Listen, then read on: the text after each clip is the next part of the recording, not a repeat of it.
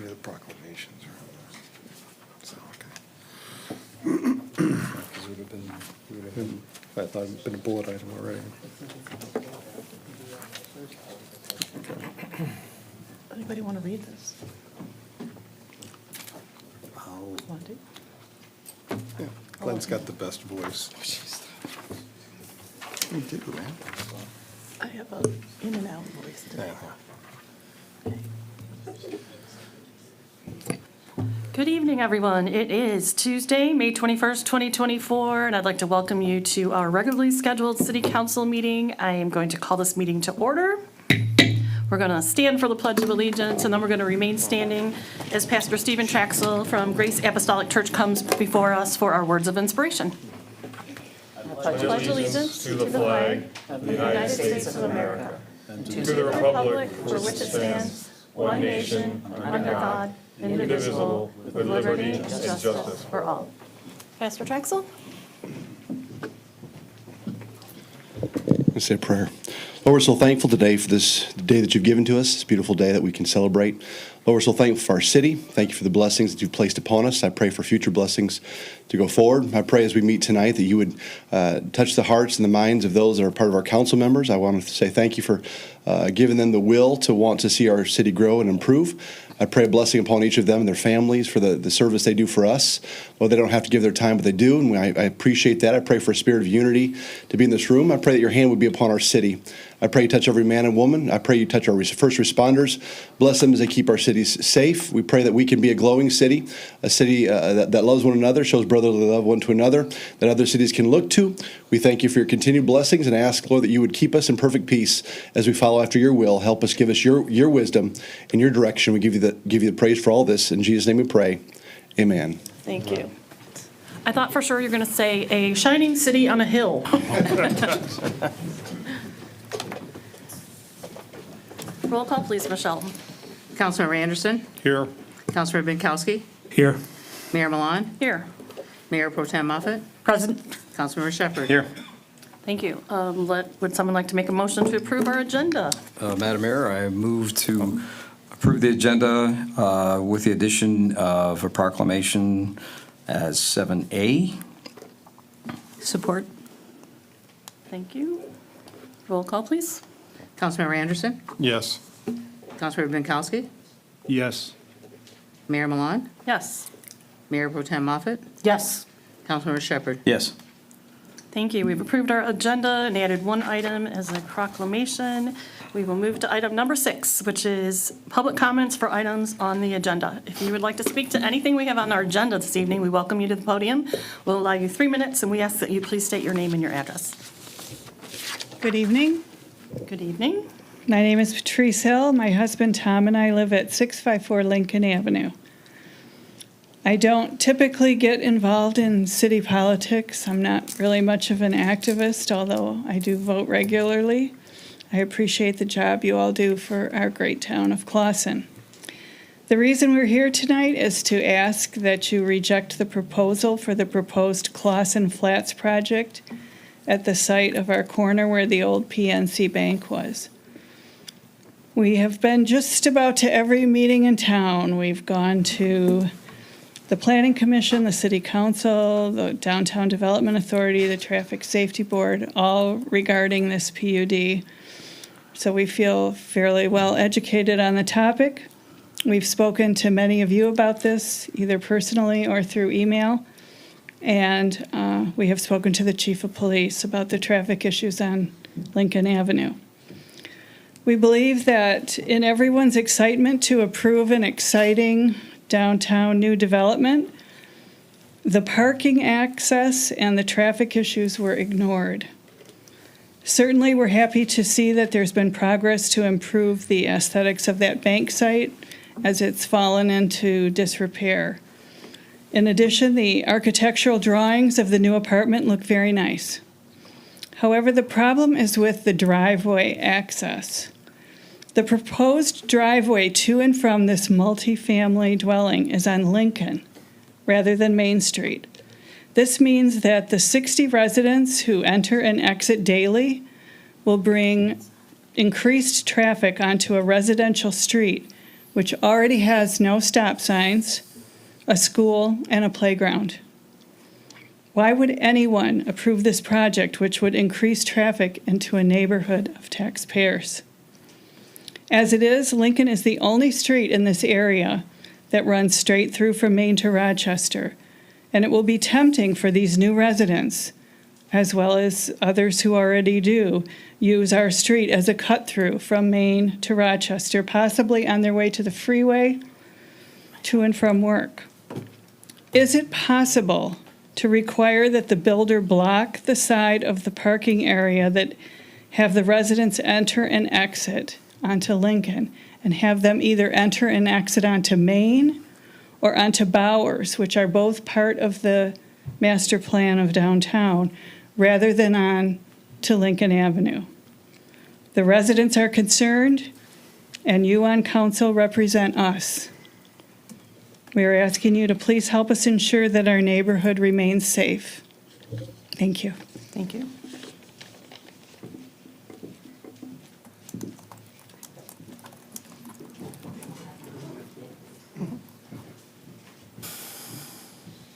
Hello, Stephen Traxel, 381 Lincoln, Clawson, Michigan.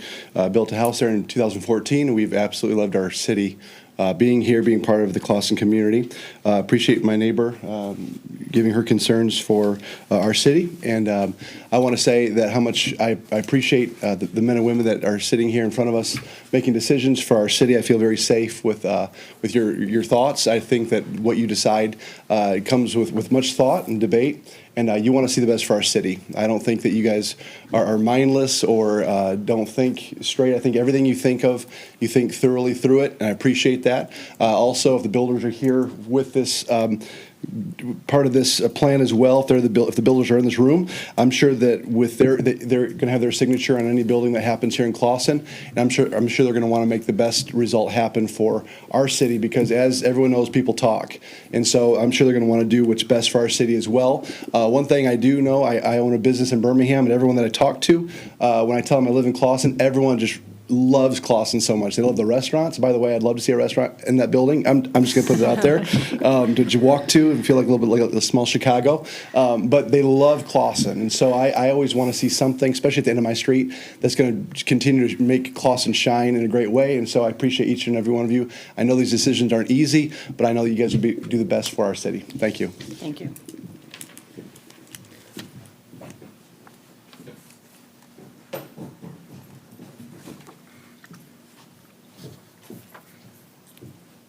Hello, Hi. Tony Urbanik. My wife and I, Mary, live at 111 Lincoln. We've been there for 39 years. We nearly live directly across from the proposed construction where the PNC Bank's at. I come with 2 questions and a request. If this building, and this is directed at you guys, if this building was happening on your street, would you be concerned? Rather than looking at it from outside. And if it was on your street, and as an elected official who was elected to guide Clawson into the future, would you be voting yes or no? My request is, which I think it's going to pass because it's obvious, my request is that if this does pass, that you make it a priority that the traffic on Lincoln and on Bowers are consistently monitored, which I don't believe they are now, and effective traffic and speed measures are implemented and are enforced. Thanks. Thank you. Is there anyone else who'd like to speak this evening? We do have, not seeing anyone else come up, is it for, Yes, Michelle? I are do you have ready an now? email that I received. Thank you. I wasn't sure if it was for this, or for the next one. Yes. I received an email on May 21st, 2024 from Susan Phillips, resident since 1978. Subject is council discussion of PUD planned for 150 North Main Street. Good evening, council members. Thank you for your service to our city. I am urging you to please vote against the PUD at 150 North Main as it stands for the following reasons. In its current form, the PUD plan brings no benefit to our city, which is a qualification of the PUD. The developer has asked for variances, including 55% efficiency apartments instead of 10%. It could bring congestion on Main Street with overflow parking on Lincoln and Bowers. Discussion of the project could go back to Planning Commission to renegotiate the details with the developer. The 10-year property tax value freeze will make your job as council members much harder in promoting a ballot proposal to raise millage for road repair. Residents are already concerned about the recent property tax increase after the school millage. This is not the only potential offer to build at 150 North Main. Our city could either renegotiate with this developer or find a better fit for costs and goals. Thank you, and you have our prayers for wisdom, Susan Phillips. Thank you for that, Michelle.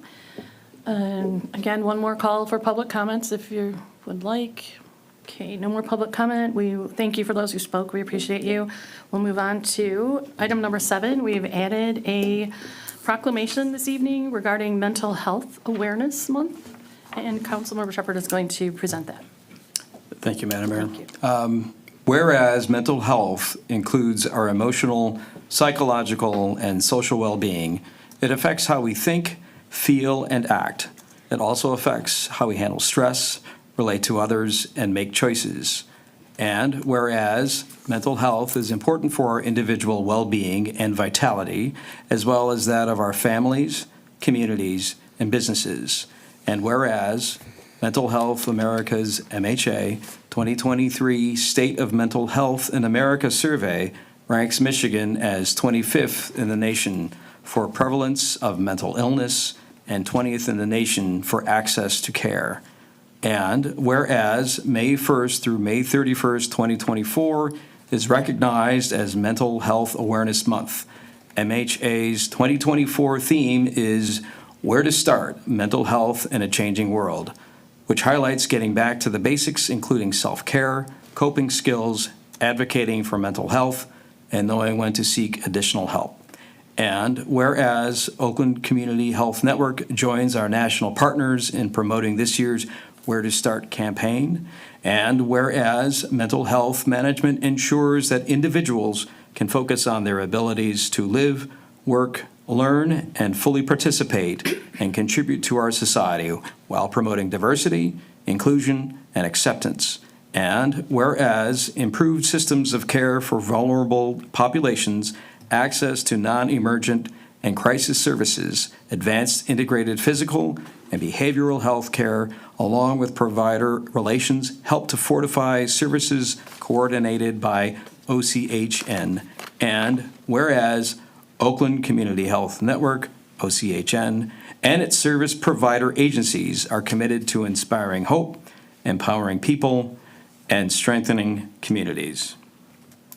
Now, therefore, be it resolved that Oakland Community Health Network hereby recognizes May 2024 as Mental Health Awareness Month. OCHN calls upon our citizens, government agencies, public and private institutions, businesses, faith-based organizations, and schools to recommit our state to increasing awareness and understanding of mental illness and the need for appropriate and accessible services for all people with mental illnesses to promote recovery and a higher quality of life.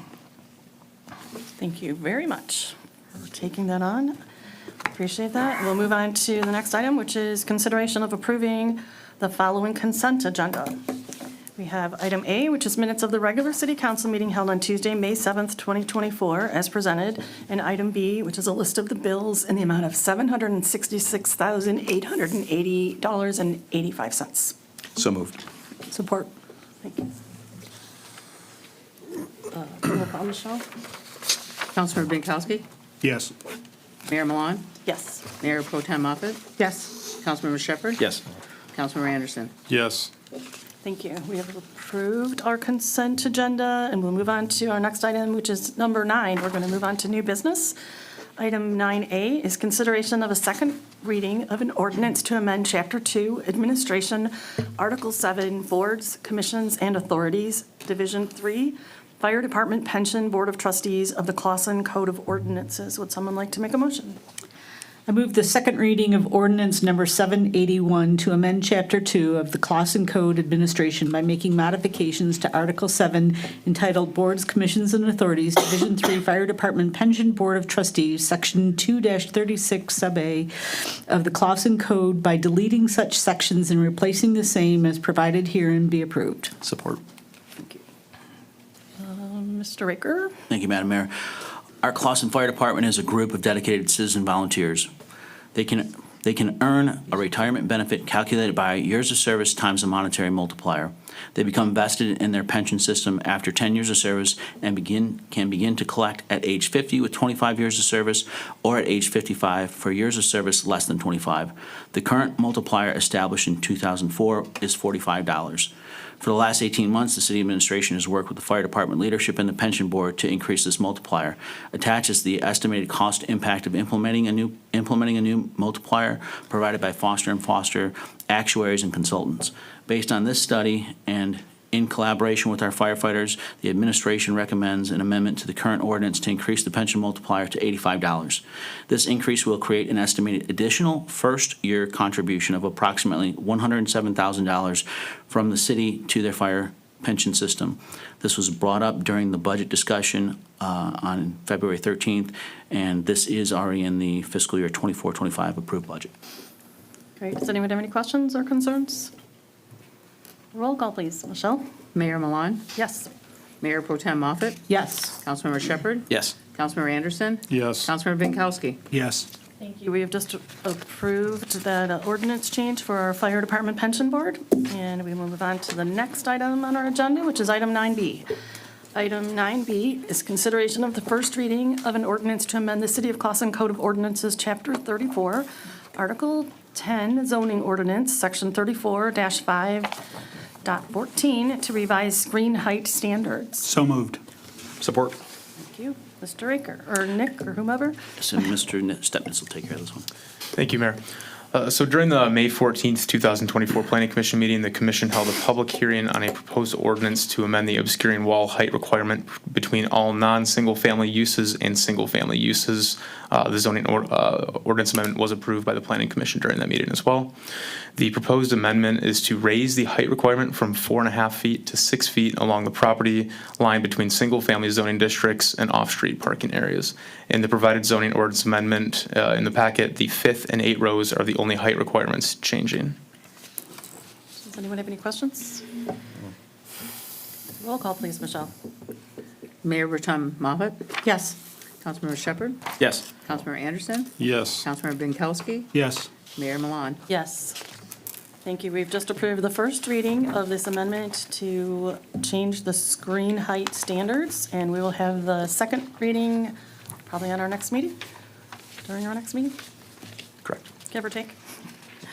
Item 9C is consideration of a public hearing and request for a partial vacation of John M. Avenue located between Clausen City Hall and Clausen High School.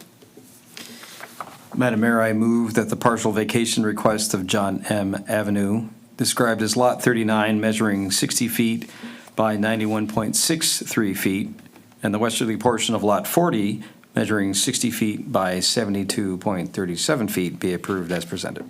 Thank you. Support. Mr. Raker? Mr. Stepnitz. Mr. Stepnitz. All right, thank you, Mayor. The proposed street vacation is a continuation of the discussions held during the April 16th and May 7th City Council meetings regarding the potential land swap between the city and school district.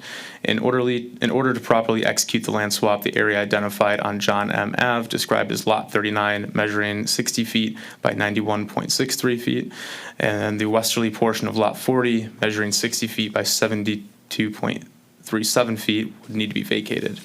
Per the City of Clausen Charter, Section 10.03, vacating streets, a public hearing is required. The public notice was published in the Royal Tribune on April 28th, posted at City Hall and the City of Clausen website. Staff and representatives from the school district are present if there are any questions, and with that, the mayor shall open a public hearing. The mayor shall open a public hearing. You may consider the public hearing open. Would anyone like to speak? Come on, we're having so much fun with this. Okay, the mayor shall, oh, is someone coming? Gentlemen, oh, Stop. I thought I saw a gentleman. I thought I saw a gentleman. I thought I saw a I had one gentleman. or two anyway. I thought I saw one gentleman wanting to say something, but. Is there a gentleman that would like to say something? Or lady? Or a lady, a gentle lady? Take our city attorney's words. Okay, Councilmember Anderson, do I have your approval to go ahead and close, close the public hearing? Yes, Madam Mayor. Okay, thank you. I'm going to close the public hearing. Okay, then, that's it. Well, that's it for this item. Thank you. But, We have to have consideration. oh, yes, sorry. Wait, what are you telling me? We have to vote. Oh, I was thinking it was a public hearing. We have another thing, and then we vote, so I'm in a hurry now. They did the public hearing.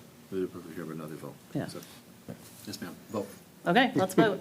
Move. Did somebody move? It was Yes, moved, we yeah. have that. I moved, Yes. made the motion. Councilmember Shepherd? Yes. Councilmember Anderson? Yes. Councilmember Binkowski? Yes. Mayor Milan? Yes. Mayor Pro Tem Moffett? Yes.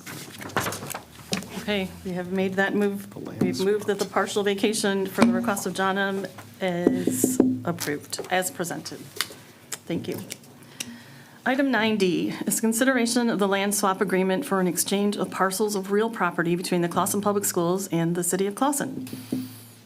Madam Mayor, I move the land swap agreement for an exchange of parcels 20-33-429-007, parcel A in Exhibit A, and 20-33-476-020, parcel B in Exhibit B, between Clawson Public Schools and the City of Clawson, be approved as presented, and that the city and school district execute the necessary warranty deeds to finalize the documentation. Support. Does anyone have any, Mr. Raker? Or Well, Madam Mayor, as you know, this has been before council for several meetings, and this is actually the capstone action from the efforts of Nick Stepnitz and the city clerk. They've done a deep dive to make sure that this has been corrected for the record, so Okay. kudos for their efforts. Any questions or concerns from council? As far as the start of the project for development, when will that occur? Yeah. Here we are. Please. Sure. Good evening. Brian Smilek, I'm the architect for Wakely Associates for the school district. The project will commence shortly after school is over in June, middle of June. Okay. So they'll start to do the demolition and reconstruction of the parking lot, having it ready for fall for school to open up. Okay. Just so clarification on the configuration. So you're going to be coming down from the existing entrance on Phillips? Correct. Okay, and that there is a current, I'd say, elongated roundabout that will go away? Currently, John M. makes the loop, which Okay. you have to come off of by the city hall there to access it. We're going to eliminate that piece, so when you come down Phillips, you can continue that same loop and then exit off Straub and go back to Phillips for traffic flow to be continuous, Okay, for drop-offs. okay. All right. Okay. Any other questions? Okay, roll call please, Michelle. Councilmember Anderson? Yes. Councilmember Binkowski? Yes. Mayor Milan? Yes. Mayor Pro Tem Moffett? Yes. Councilmember Shepherd? Yes. Thank you. We have agreed with the land agreement for exchange of the parcels as noted earlier, and that will be done according to the timeline just given. Item 9E is consideration of discussion on the approved site plan for the former PNC planned unit development to be located at 150 North Main Street /36 Lincoln.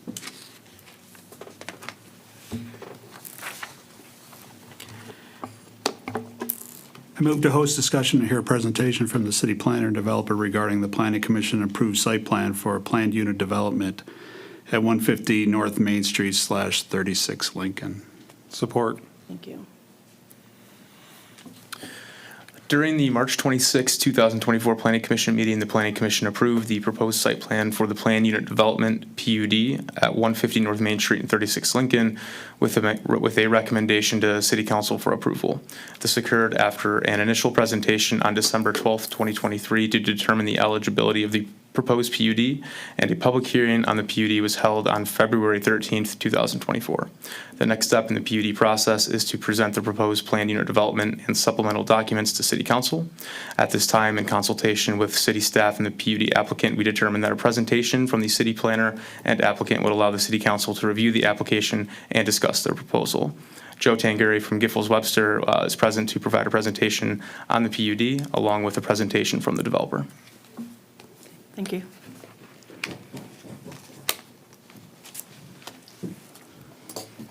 Good evening. Thank you for having me here. So I think you're all familiar with this site. It is the former PNC between Lincoln and Bowers, fronting directly on Main Street. The site is 1.15 acres, or about 50,000 square feet. Currently, it includes a two-story office building, which is a former bank branch, some drive-through lanes, associated parking, and a structure that kind of serves the drive-through lanes. The proposed development site also includes one lot zoned R1 that's currently occupied by a house, and that's at the northeast corner of the site.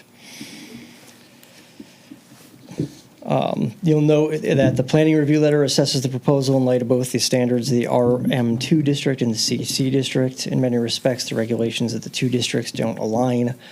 The RM2 district standards are consulted because section 3.1.S.3.E of the zoning ordinance requires that multifamily uses in a PUD meet the requirements of the RM2 district. The CC district standards are consulted because section 3.1.S.6.C requires us to assess the PUD's compatibility with adjacent uses and development. In short, a deviation from either district must be authorized and recorded as part of any PUD approval, and those deviations are summarized in the plan review. Looking at the surrounding sites, to the north, we have CMD and R2 zoning. So the CMD zoning is occupied by a commercial use, and the single-family use is on the R2 property there. Looking to the west, across Main Street, the zoning there is CMD and CC. CMD is Central Mixed District, and CC is City Center. I shouldn't just speak in acronyms. And there's a place of worship and a vacant lot there.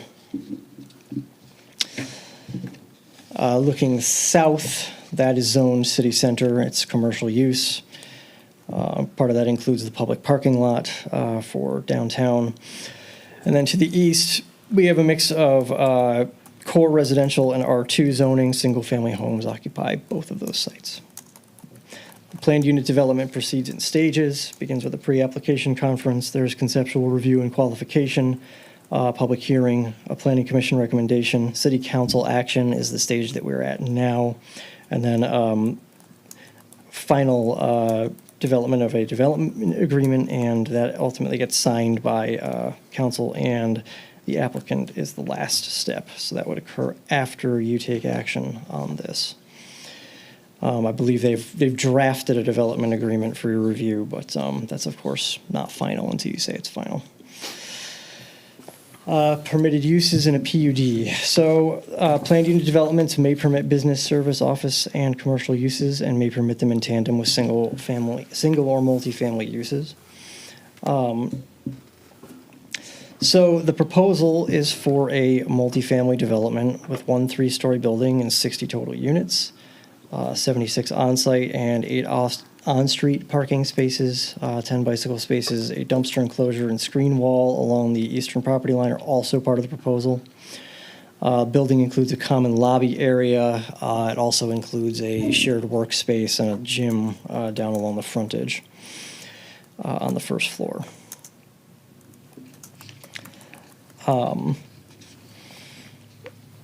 Moving to a little later in my letter here to the actual site plan review, I just want to kind of get into the details of what's being proposed here and the site and how it all works. The applicant is proposing to replace the old PNC building and that one house with a new 3-story residential project.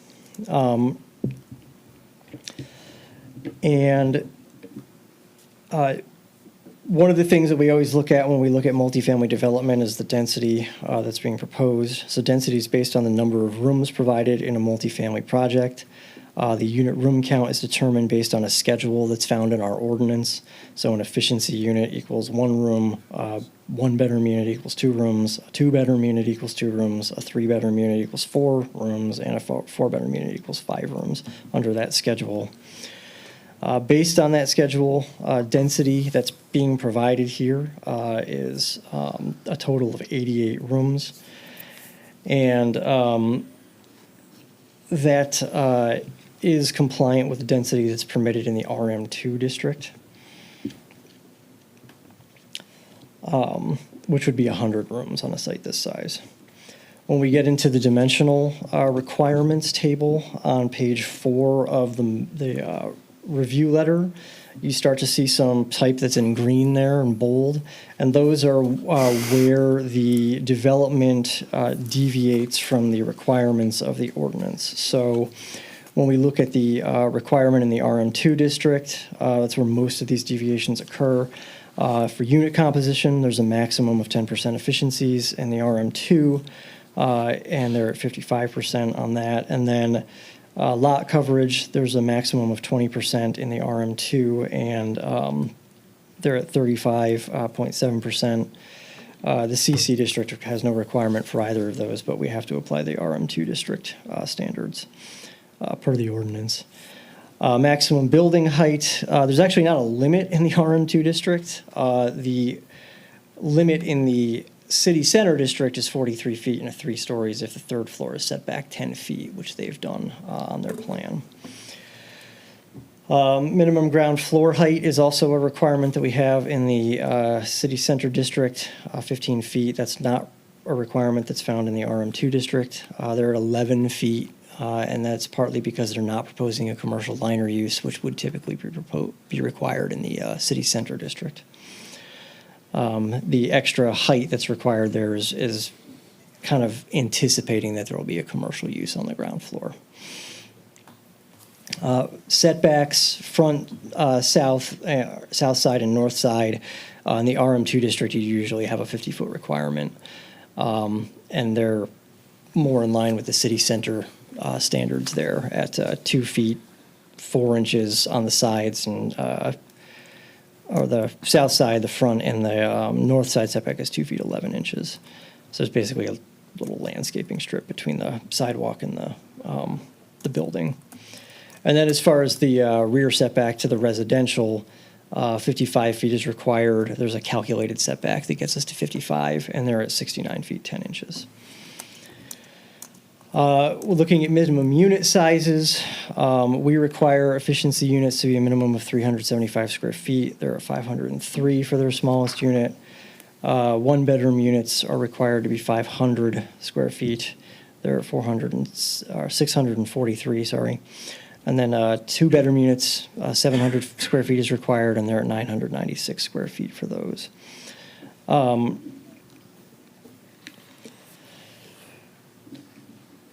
We looked at the standards of the CC district because there's some kind of building element standards and other design standards there. They are meeting the building composition standards for that district.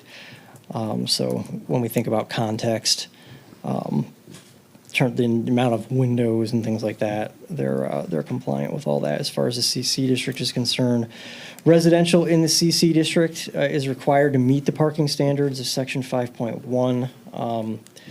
For commercial uses on the ground floor, those are more waivable in the CC district. But we do require that parking be provided on site for residential units. 76 total spaces are required for the units that are proposed. They are providing 76 on the site. They have 8 public parking spaces that they're proposing to provide on North Main. We have a note in here that curb should be bulbed to protect those spaces to the north and south. The redesign of the site is going to close several driveways onto Bowers as well, so there will be more space to park along Bowers, but an actual number of spaces hasn't been provided. I mentioned the bike parking earlier. They don't actually need any loading for the residential use. And then their transparency standards, I've noted, meet the CC district standards. Generally, in the CC district, a commercial liner use is required along the principal street frontage, Main Street in this case. As part of the PUD, they're asking for relief from that standard in order to provide residential units at the ground level on the frontage. Earlier in an earlier version of the plan showed them as walkouts. They're no longer walkouts. Generally, the liner use is intended to preserve a level of street-level activity in the downtown. This project isn't on one of the 4 central blocks in the city center. With the lack of downtown destinations to the north, replacement of the liner with residential uses is a little less consequential to the overall activity level of downtown than it would be if it was on one of those 4 central blocks for the corner at 14 Mile and Main. A small co-working space does occupy a portion of that Main Street frontage, as noted earlier. They are proposing a 6-foot screen wall along the eastern property line where those residences are. As for the landscaping, we've provided kind of all the calculations for how many trees and things you need, and they've met all of those on the plan. Note that to the north, there are some trees along Lincoln, and based on their location, Department of Public Works will need to sign off on those trees being planted there. They've got some hedgerows along Lincoln and Bowers to screen the parking lot. Those are typically required. They are showing Green Mountain boxwoods in the grass buffer between the parking lot and the screening fence. Those generally reach a height of about 6 feet at maturity. That's about the same height as the wall. Sorry, I said fence, it's wall. And they're providing some foundation landscaping on the street-facing sides of the building. Building materials are generally in line with the standards that we require in the city center district. Signage would be reviewed separately. They do have a lighting plan. We reviewed that earlier, and they had some poles that were too tall, and they've brought those down to the right height. And generally speaking, the lighting plan does meet our ordinance, as does their dumpster enclosure. Public sidewalks are going to be maintained, internal circulation on the site. There's a sidewalk that goes through the site. As for vehicular access, the lot is accessed from both Lincoln and Bowers, single driveway onto each street. That's compliant with the city center. The RM2 district would generally require access to a principal street. Obviously that it's the downtown, so that would be kind of unusual, but those are the standards in those 2 districts. And other notes, item 23 summarizes all the relief from ordinance standards that I just discussed.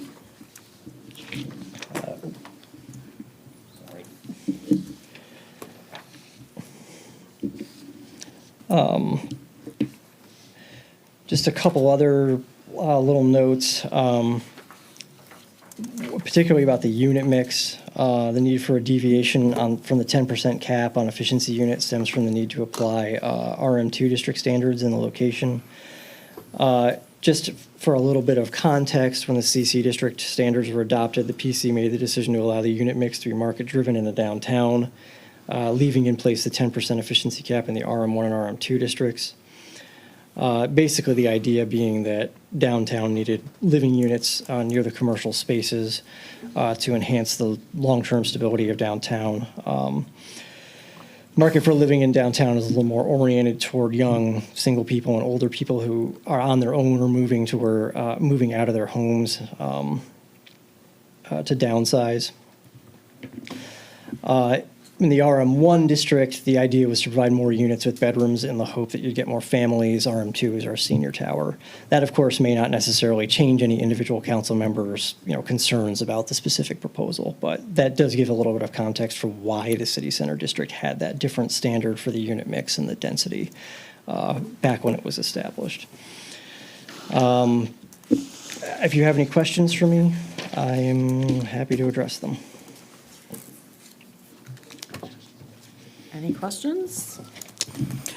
Otherwise, Yeah, as far as, this is our second PUD. it is, yes. Okay, so the first one was on Main and Roth. Basically right over there. Okay.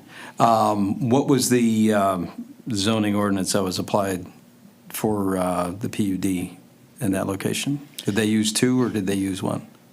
RM2 and office, they were both of those district Okay. standards were looked at for that, yeah. So as far as the it was RM2 that was applied there? Yeah. Okay, all right. And then RM2, again, as far as RM2 requirement was max 10% efficiencies. That's right, yeah. Okay, which that doesn't have 10% efficiencies, does it? I don't think there are any efficiency units in that building. If I recall correctly. Yeah, I don't have it in that's front of me, why but I don't think they have any. I think it's all one and twos. Yeah, I mean, we're going back and just making sure that we understand, okay, what passes precedent, right? And what was applied. So in another question, side street, what is the definition of a side street? Well, that would be any street that doesn't qualify as a thoroughfare. So Main Street would be the thoroughfare, and the streets feeding into it would be side streets. Okay, is Lincoln considered to be a thoroughfare? No, it's not a thoroughfare. It's a local street. Okay, is it designated, is there any special designation for Lincoln? Yeah. It does have a fire lane designation, but otherwise, no. It's a local street with a fire lane, yeah. All right, so a side street could potentially be a residential street? Yes. Okay. And generally speaking, the fire lane distinction means you can't park on one side of it, just to allow clearer access for fire. Okay. Equipment. All right. So again, as far as this lot size, you said it was 1.15 acres, is that right? That's correct. Okay. Do you, again, past being precedent, do you know offhand what the acreage was for the Roth project? The Roth project is quite a bit smaller. I don't know offhand, but it's 0.2 or something. It's a small lot. Okay. So they're applying two zoning ordinances. Essentially, yeah. Okay. Could you please, sorry. No, go Could you ahead. explain the zoning ordinances for people who don't know what a RM1, RM2, or a CC are? Because we've talked about them a lot, and they're interchangeable here in some places, and I think it would help some people Yeah, understand. the city center is the zoning district that covers most of downtown, like the middle of downtown, essentially. The CMD district was mentioned earlier. That's kind of like the edges of downtown. Core residential, which is one of the districts that's directly east, is kind of like downtown adjacent single and attached residences. So it allows for things like townhomes, but right now it's mostly single-family homes, just because that's the historical development pattern. R1 is single-family, a single-family district, so that's what's to the kind of north and east. And then RM1 and RM2 are our multifamily districts. So RM1 is most of our multifamily. So when you see small apartment buildings around town, that's generally what you're looking at. RM2 is our denser multifamily district. And the only property in the town that has RM2 zoning is Clausen Manor. Thank you. Again, going back to the Roth project, that it was existing as a zoning for office. That was zoned office, yeah. Okay. All right. So, so for this location, it's not zone office, it was Zone zoned city. R1 and city center. Yeah, city center with one R1 lot. Okay. Yes. Wait, is it R1 or R2? Is it R2? R1 and R2 are essentially the same district. R2, yeah. There are literally no differences between R1 and R2. So sometimes It's I get the them all area mixed by up. Sheffield, and that area is R1, and, Yeah, So- you're correct, it's R2, Okay, yeah. R2. Yeah. Okay.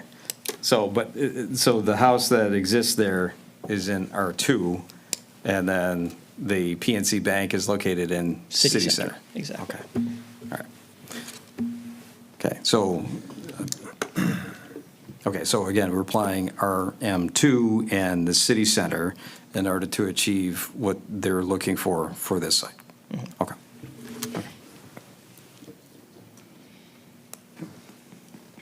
Anyone else? The developers are here. Would you care to speak?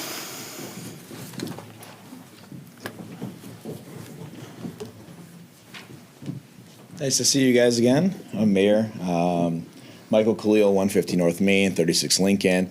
Partner Sandy Cronenberg here as well.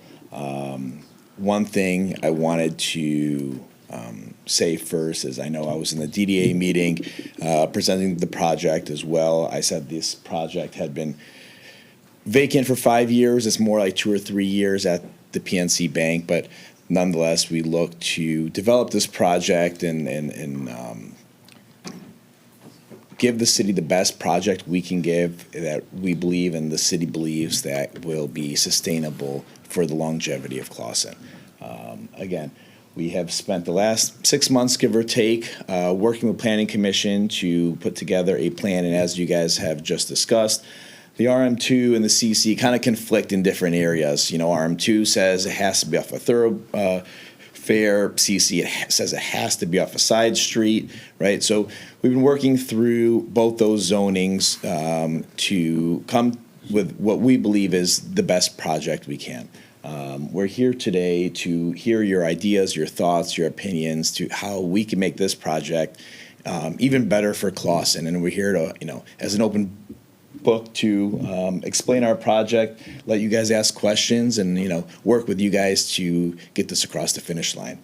Jason Krieger from Krieger Klatt, the architect, will come and present the project to you guys.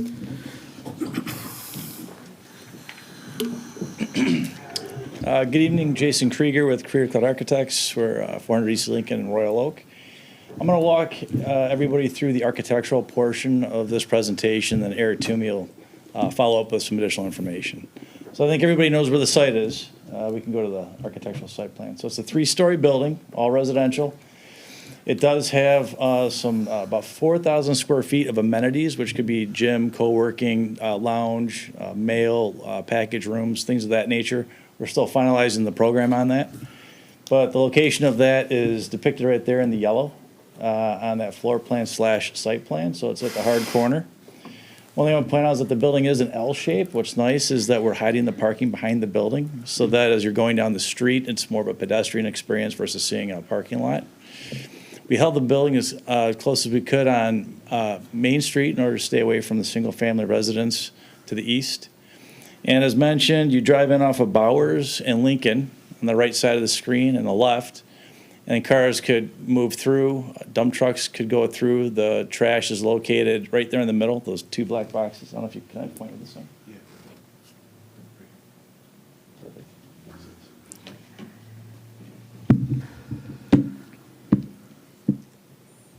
It's working. There we go. It's a little slow. So you can enter the site at this location here. North is to the left, so 14 mile. Oh, boy. Sorry about that. No. Did you go back? Anyways. So you would enter in on the south off of Bowers, and you can enter, exit on Lincoln. That's on the north. And then you can circulate inside of the site, loop around for the folks who live there. The main entrance for the residents would be in the corner of the yellow, so it'd be in the upper left portion of that yellow area. They can enter in. We also have an entrance going right out to Main Street, which would be on the southwest portion of the building. As mentioned, there are 8 spaces that would be created on Main Street. They're public. They're not for this. They're not counted in our calculation either.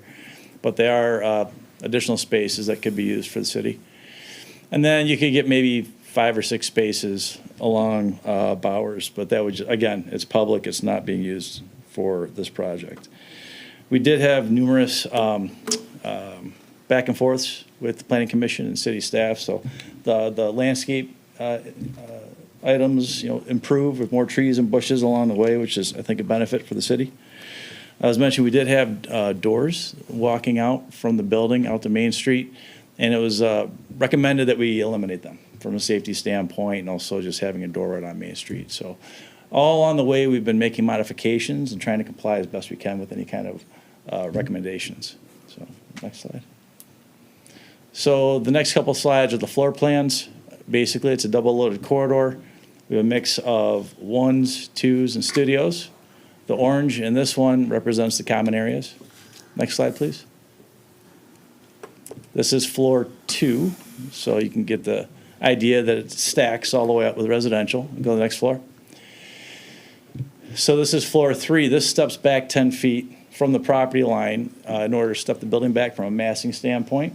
So what you'll see in the next slides with the elevations and the renderings is we have all very high-end materials. It's mostly brick, masonry. We then have some siding, and then we have metal siding at the top. The goal here for ownership, because this is going to be a long-term hold for them, is to have something that's durable and maintenance-free, basically. So that's what we're creating. We also want to make sure, also make sure it blends in with the downtown Clawson area, the neighborhood, and just make sure that it's an asset for the community. Next slide, please. So these are elevations. The red areas in the middle is the brick. The dark siding up at the top would be the metal siding. And we have renderings that show it a little bit better. You can go to the next slide.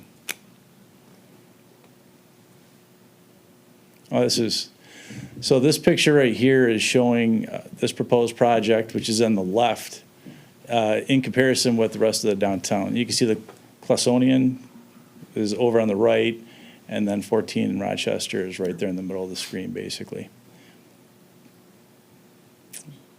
And then here's some screenshots from, I'm sorry, what do you mean? And then here's some screenshots from the ground level.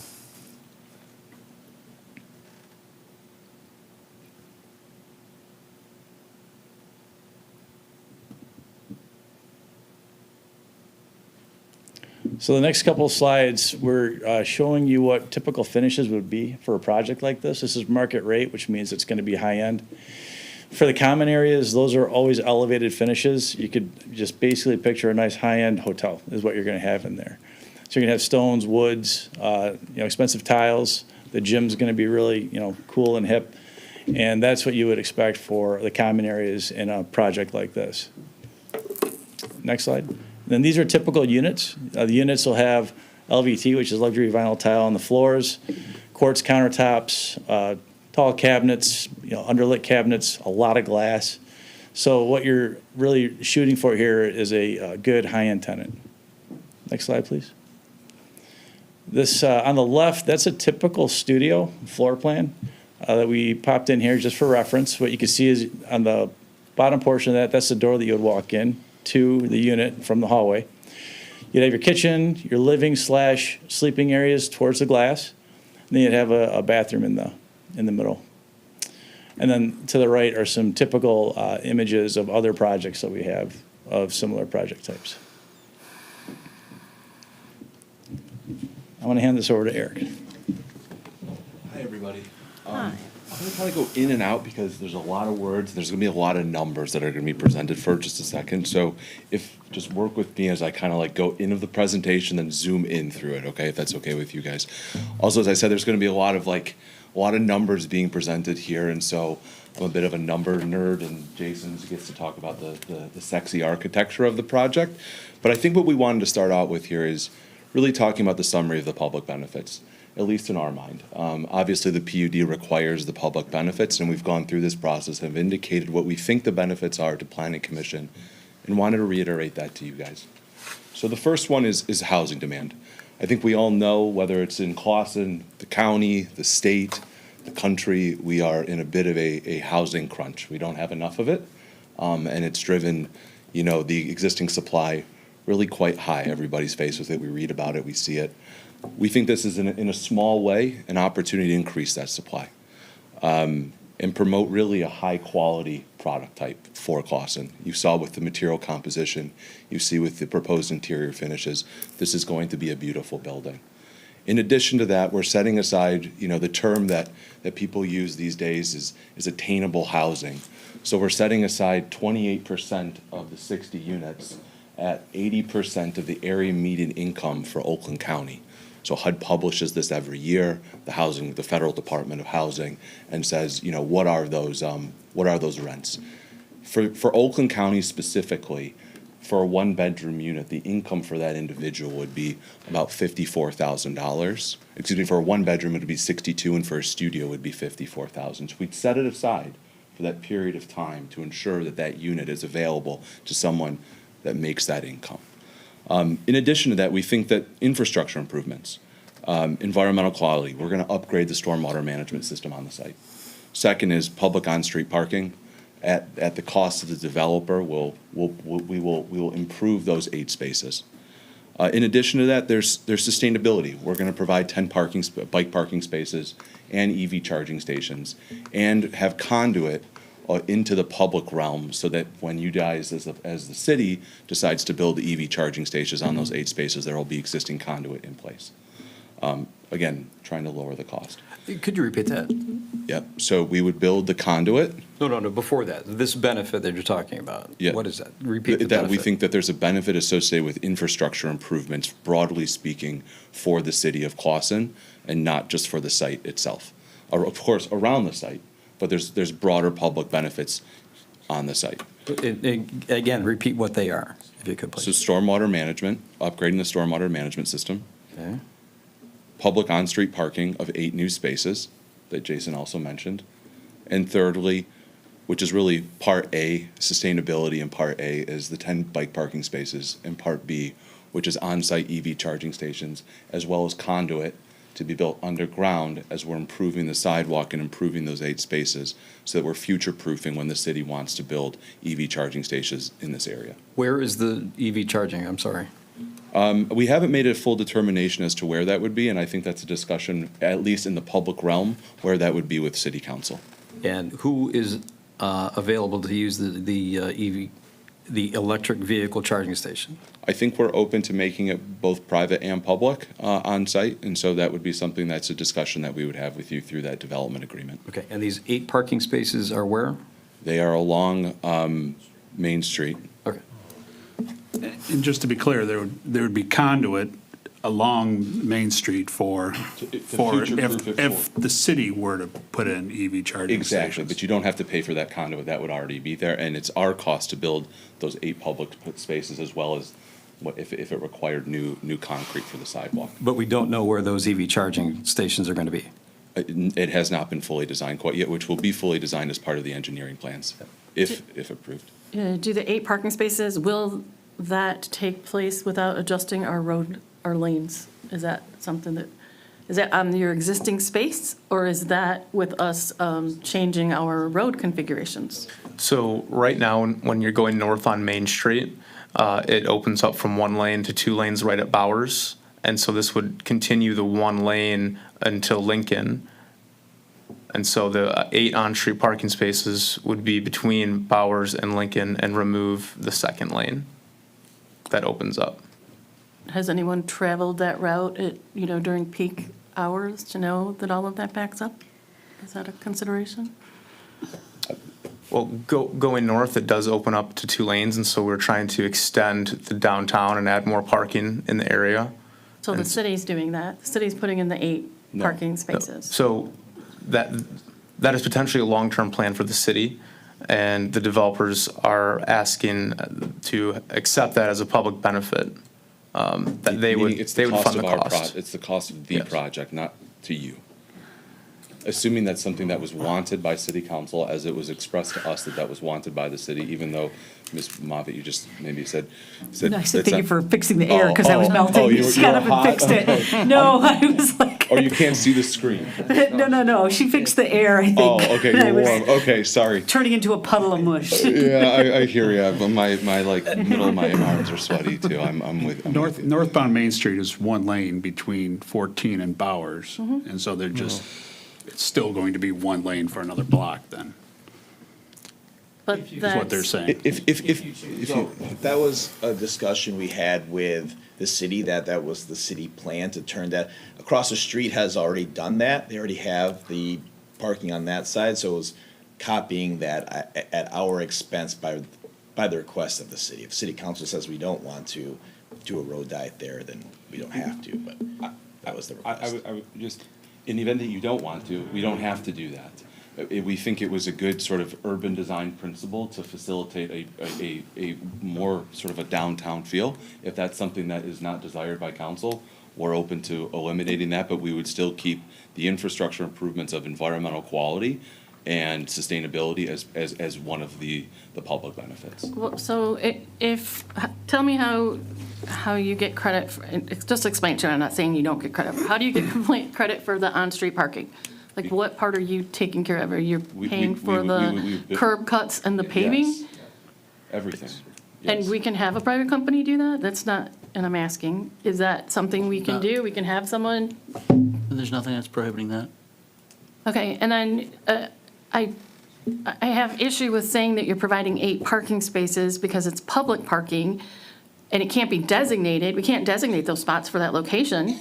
If you do, then you will be designating spots for people that are on the other end, further down the road towards Main Street who have issues with parking and have requested signage to hold spots next to their businesses for them. The proposal for those 8 spots would be just for simply public parking. And so if you wanted to park there in front of that building and then go walk down to Nori or another place downtown, you're more than welcome to. So it's just public parking? It's simply So public those parking. 8 cannot be included in their parking count, which you're not asking. You didn't say they needed to be anyways, but just want this to be clear because it kind of gives the impression that we're getting 8 more spots, and it's not going to be 8 more, it's providing And if I may, potential, but the conduit is expected to go along Main Street for EV charging?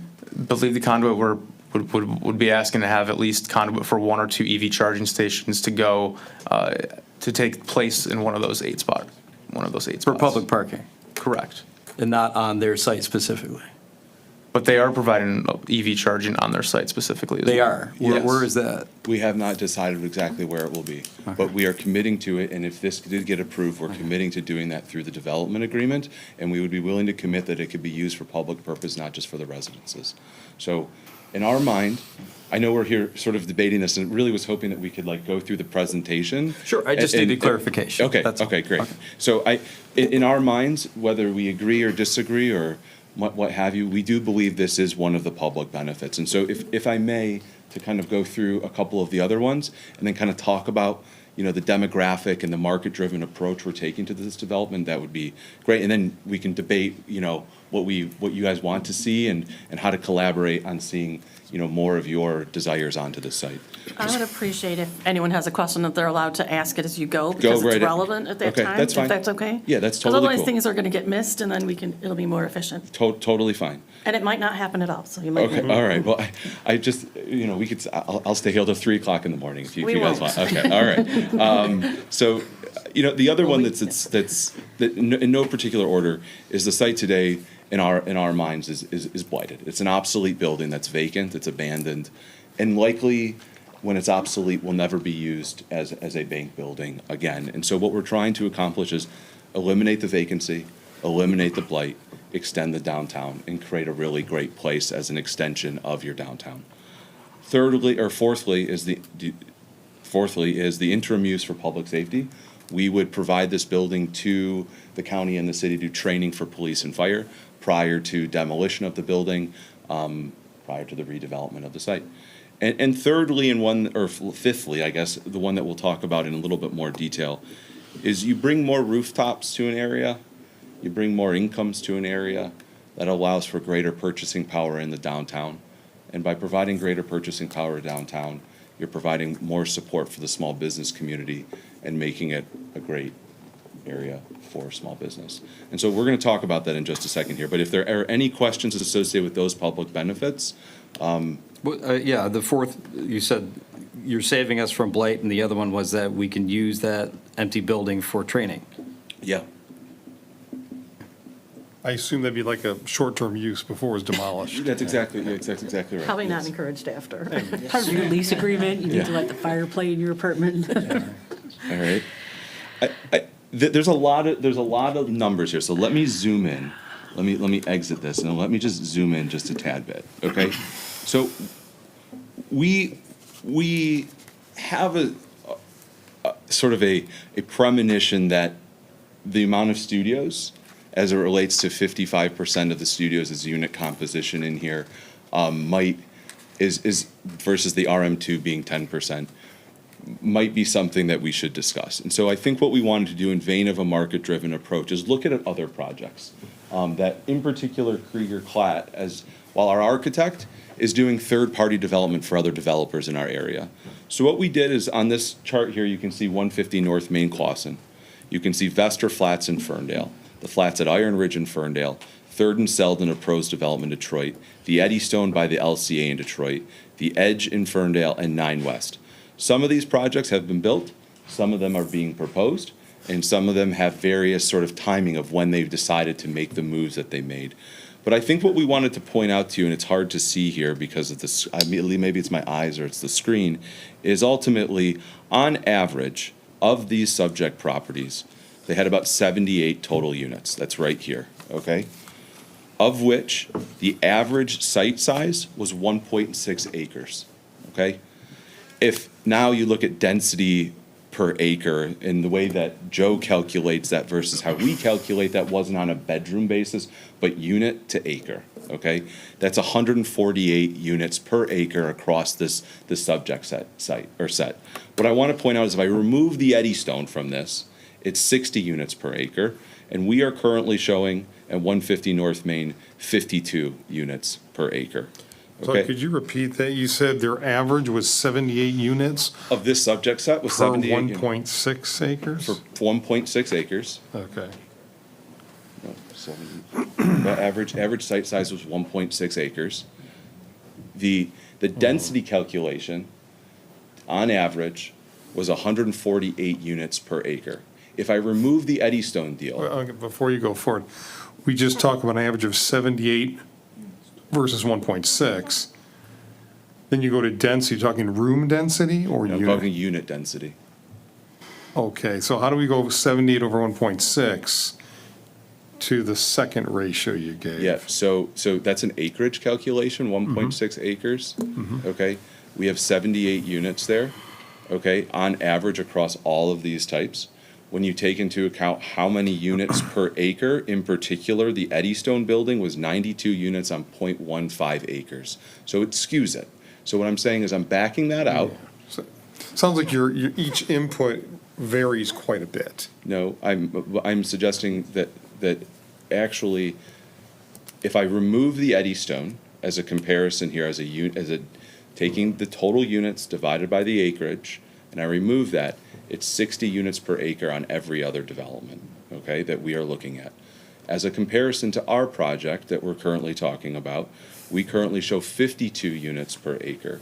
So the point that I'm making, if we remove the Eddystone from the subject set, okay, that we're actually below and we're in line with the marketplace. Could you elaborate on what the Eddystone project, where is it? Yeah, it's right next to the LCA. It's a historic redevelopment, 13-story building, 92 units, on average about 445 square feet.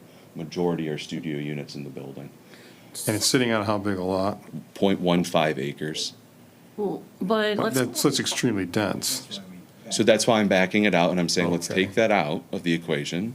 And I'm saying, let's take it out and say, without the Eddystone as part of the subject set here, everything else is 60 units per acre, and we're at Okay, I 52. understand. So we're in line with the market. Now, the reason, to your point, why we're including the Eddystone, because maybe we're being egregious or something by including that in the density per acre calculation, is the point that regardless of the density being in an super urban area in downtown Detroit, is that the amount of studios in that building approximated about 57% of the building. On average, they were 444 square feet. What I want to point out related to this project is that we are at 55%. Of this subject site, or set, including the Eddystone, on average, 51% of the total units are studios, of which the average square footage of those studios across Ferndale, Midtown, downtown is 513 square feet, when we are on average at 541 square feet. So in summary, I think what we're trying to communicate is our square footage of our studios is above the requirement within the zoning code. 2, it's above the market. And 3, the third thing is that we also are responding to the market by suggesting that the majority of what we're building and we're seeing in the marketplace is about 50% studios, and we're at 55. So we're in line with what the market is currently building. And so I think that's the overall point we wanted to make with this slide, and happy to further answer any of your questions, Mr. Anderson, or whomever. May I say that I appreciate you giving us this information on density and other projects that are similar. I would say market saturation, I would want to know about that. We're not Troy, Ferndale, Detroit, or any other community, Royal Oak. We're not. We're Clawson. We're unique. Other people aside, what they're building, great. We want to have our own standards. We want to have our own identity, and we don't want to mirror any of those. I will just speak for myself in saying that. So, and when you say density, it will look different in different places, right? Like, our project is not going to be the same. It's not going to look the same here as it would if you put it in some of those locations that you have up there. So all of those things count. So you're giving information that you're combining together as data, but it's probably not apples for apples as far as giving a clear picture of what we're getting compared to what else is out there. I think that what we're just, as people that study the marketplace, I agree with you, Clawson is unique. It's 100% unique. It's its own place, it's its own fabric, it's its own community. I think that we're, as developers and architects and land use professionals, we look to the marketplace to see what is happening in other areas, to see how do we make it competitive in another unique place. And how do we compete with these other submarkets within the county? And the reason that we're here is for exactly what you said. Clawson is unique, and we're just trying to respond to what's happening in the broader marketplace. If I may, why wasn't the new development at Rochester and 14 Mile and Royal Oak applied? I don't know, the new project, is this the one that was just? It was just approved by Royal Oak through a PUD. Yeah, I don't know, but we can look at it and give you more information on it for sure. That development has 42 units. Yeah. Why was that applied here? We took we didn't include it, but more than happy to provide that to you and then take new averages to it. Absolutely happy to follow up with that. The other thing I find funny, and I don't mean to make this a humor situation, by all means. The Ace Clawsonian, 1.63 acres with a first floor commercial liner and 32 living units. I think they're all used up right now. They do not have, I think maybe they have 2 efficiencies at most. The Burger King proposal, 0.95 acres with first floor commercial liner and 26 living units. And again, I don't believe they have any efficiencies there. So if those are projects that came to our community and say, this is what we believe the market is in Clawson, why are we doing something that's comparable to Detroit and Ferndale? Well said. I agree. I think the reason that you're talking about the efficiency units is when the administration reached out to some of us to ask what some of our concerns are. I know I specifically talked about the efficiency units and how I thought it was way too high for our area, and for a variety of reasons. I get that you can pull market data for just about anything, but my concerns are that the number of efficiency units, and from my perspective, our whole goal for having an apartment at this corner is we want to build a downtown. We want people that are going to walk from, to Gus Snuggs. They're going to walk to Weiss Distillery. They're going to spend money. And my concern is that people that all they can afford at that point in their life is a studio apartment, they're not the kind of person that has a ton of disposable income for all those entertainment outlets. Moreover, the trajectory of someone from a studio apartment isn't to go buying a house in Clawson. Once they get out of a studio apartment, they're like, oh yay, I hope I can get a one-bedroom apartment. So some of the things that we're looking for bringing people into a living situation in Clawson is to, help the economy. That's one of the public advantages, helping the economy, spending money in the downtown, but also, falling in love with Clawson and wanting to stay. And I don't think the studio apartments facilitate either one of those goals. Okay. Thank you for that. There's to sit here and debate whether philosophically we believe that studios are good or bad. I hear you. The only comment I would make is that the efficiency that is defined in the zoning code is a minimum of 325 square feet, Joe? 350. We're currently on average at 540 square feet. And I think it would be a really nice analysis, Mr. Shepherd, is to look at what is the average square footages of the Clawsonians one-bedrooms versus the studios that we have here. Well, they have 2 bedrooms. Okay, and well, I would like to, fair. Let's just look at the average square footages of the 1s and the 2s compared to the average square footages that we have in this building to see, to the point here is, are we in line? And I think that's, and you're right, Ms. Moffett, we were trying to respond to the studio comment, absolutely.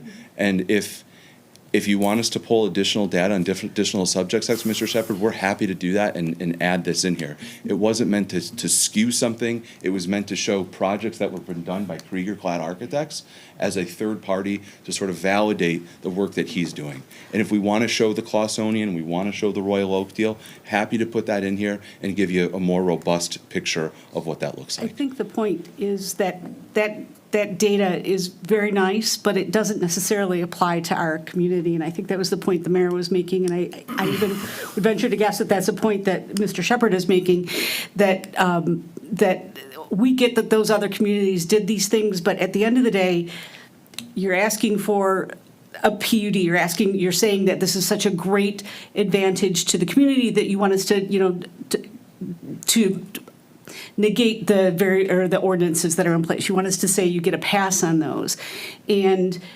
in order to do that, meeting the needs of meeting the atmosphere of the community is one of those criteria. And unfortunately, in my mind, and I think the point that some other council members are making here is that doesn't rise to the level of affording a PUD. So if I may tack on to that. So, again, I'm big in past being precedent and what was there that's been established that gives us guidance in this situation. And one thing that I came across was a planning commission meeting back in January 27th, 2004. And at that point in time, the Planning Commission emphasized that one of the important functions of a zoning ordinance is to limit the inappropriate overcrowding of land by regulating the density of population. During the Amber Elm site plan and variance reviews, it was noted that the supply of one-bedroom apartments in Clawson is oversaturated and that there is a strong market preference for larger units due in part to the growth in telecommuting and home offices. But building occupant density is only one aspect that needs considered. Okay. So I think as far as the only thing that's happened since then is that we've added more one-bedroom apartments since '04. That was done in 2004? Yeah. Okay. Well, I would, if I may, I'd like to keep going just to the point about studio units and afford. I think you make an interesting point, and I think that we, maybe not because of the administration, but we put together to sort of convey who would live in this building, who is the target market, as compared to who lives in Clawson today. And so today we looked at census data from 2020, and this chart, I'm going to zoom in a little bit here. I'm sorry about zooming, but I'm going to zoom. Today there's 11,388 people that live in Clawson, okay? Of that, our target demographic is likely someone between the ages of 25 to 44 and likely between 55 to 64, which aligns to, which is sort of like the I don't even know the generation before millennials or after millennials because I am a millennial, but like that aligns with sort of that emerging professional and that a millennial with the empty nester. And of those people that are college educated in terms of educational attainment, okay, well, let me back up. The total population between 25 and 64 is 7,000 people. within your community, just less. Of that same age bracket, the folks that have bachelor's degrees or graduate degrees, okay, make up about 3,000 people in your community. Of those people that have that are between 25 and 64 and make $50,000 a year or greater, make up about 3,000 people in your community. So the point is that when you look at who is making 50,000 or more in your community, as far as who can afford to live here and who we're trying to attract, there's a market just within alone of about 3,000 people. And then in addition to that, in terms of the people of educational attainment based on 25 to 64, there's about 3,000 people just in the community. That doesn't account for what's in Troy or people that want to move here because they think this is a unique, great place in Ferndale, what have you. So that's today in place of both age, educational attainment, and incomes above $50,000. So what we did, and excuse me for this, and you can't see it, is in pure transparency, we wanted to show you what are the average monthly rates across all unit types, okay? The average monthly rate projected out with some inflation because we're not building it today. We're going to build it. If you approved it, we'd build it. It takes a couple years to build something. Is with inflation and some escalation, we project out that it'll be about $1,700 a month in rent. Okay, parking will have a fee of about $100, and there'll be some miscellaneous income like washers and dryers, or maybe there's a late fee here and there of about $60,000. So the average rent across the board will be $1,900. On average, according to the Bureau of Labor Statistics, the average annual percent of income spent on housing in the city of Clawson is 27%, which means that the average annual income of someone that would live in this building to afford to live here would be about $84,000. So I understand the density issue, the one-bedroom issue, as it relates to thinking about that we're 55% studios, and that what does that mean for Clawson?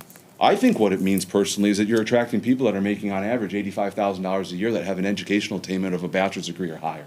And I think that's a really important component and a real big discussion point as it relates to the retail purchasing power to support the small businesses. So if I may keep going in my little soapbox pitch here, is more data associated with folks with degrees in Clawson, whether it's science and engineering, business, arts and humanities, on average between the ages of 25 to 64, make $80,000 a year.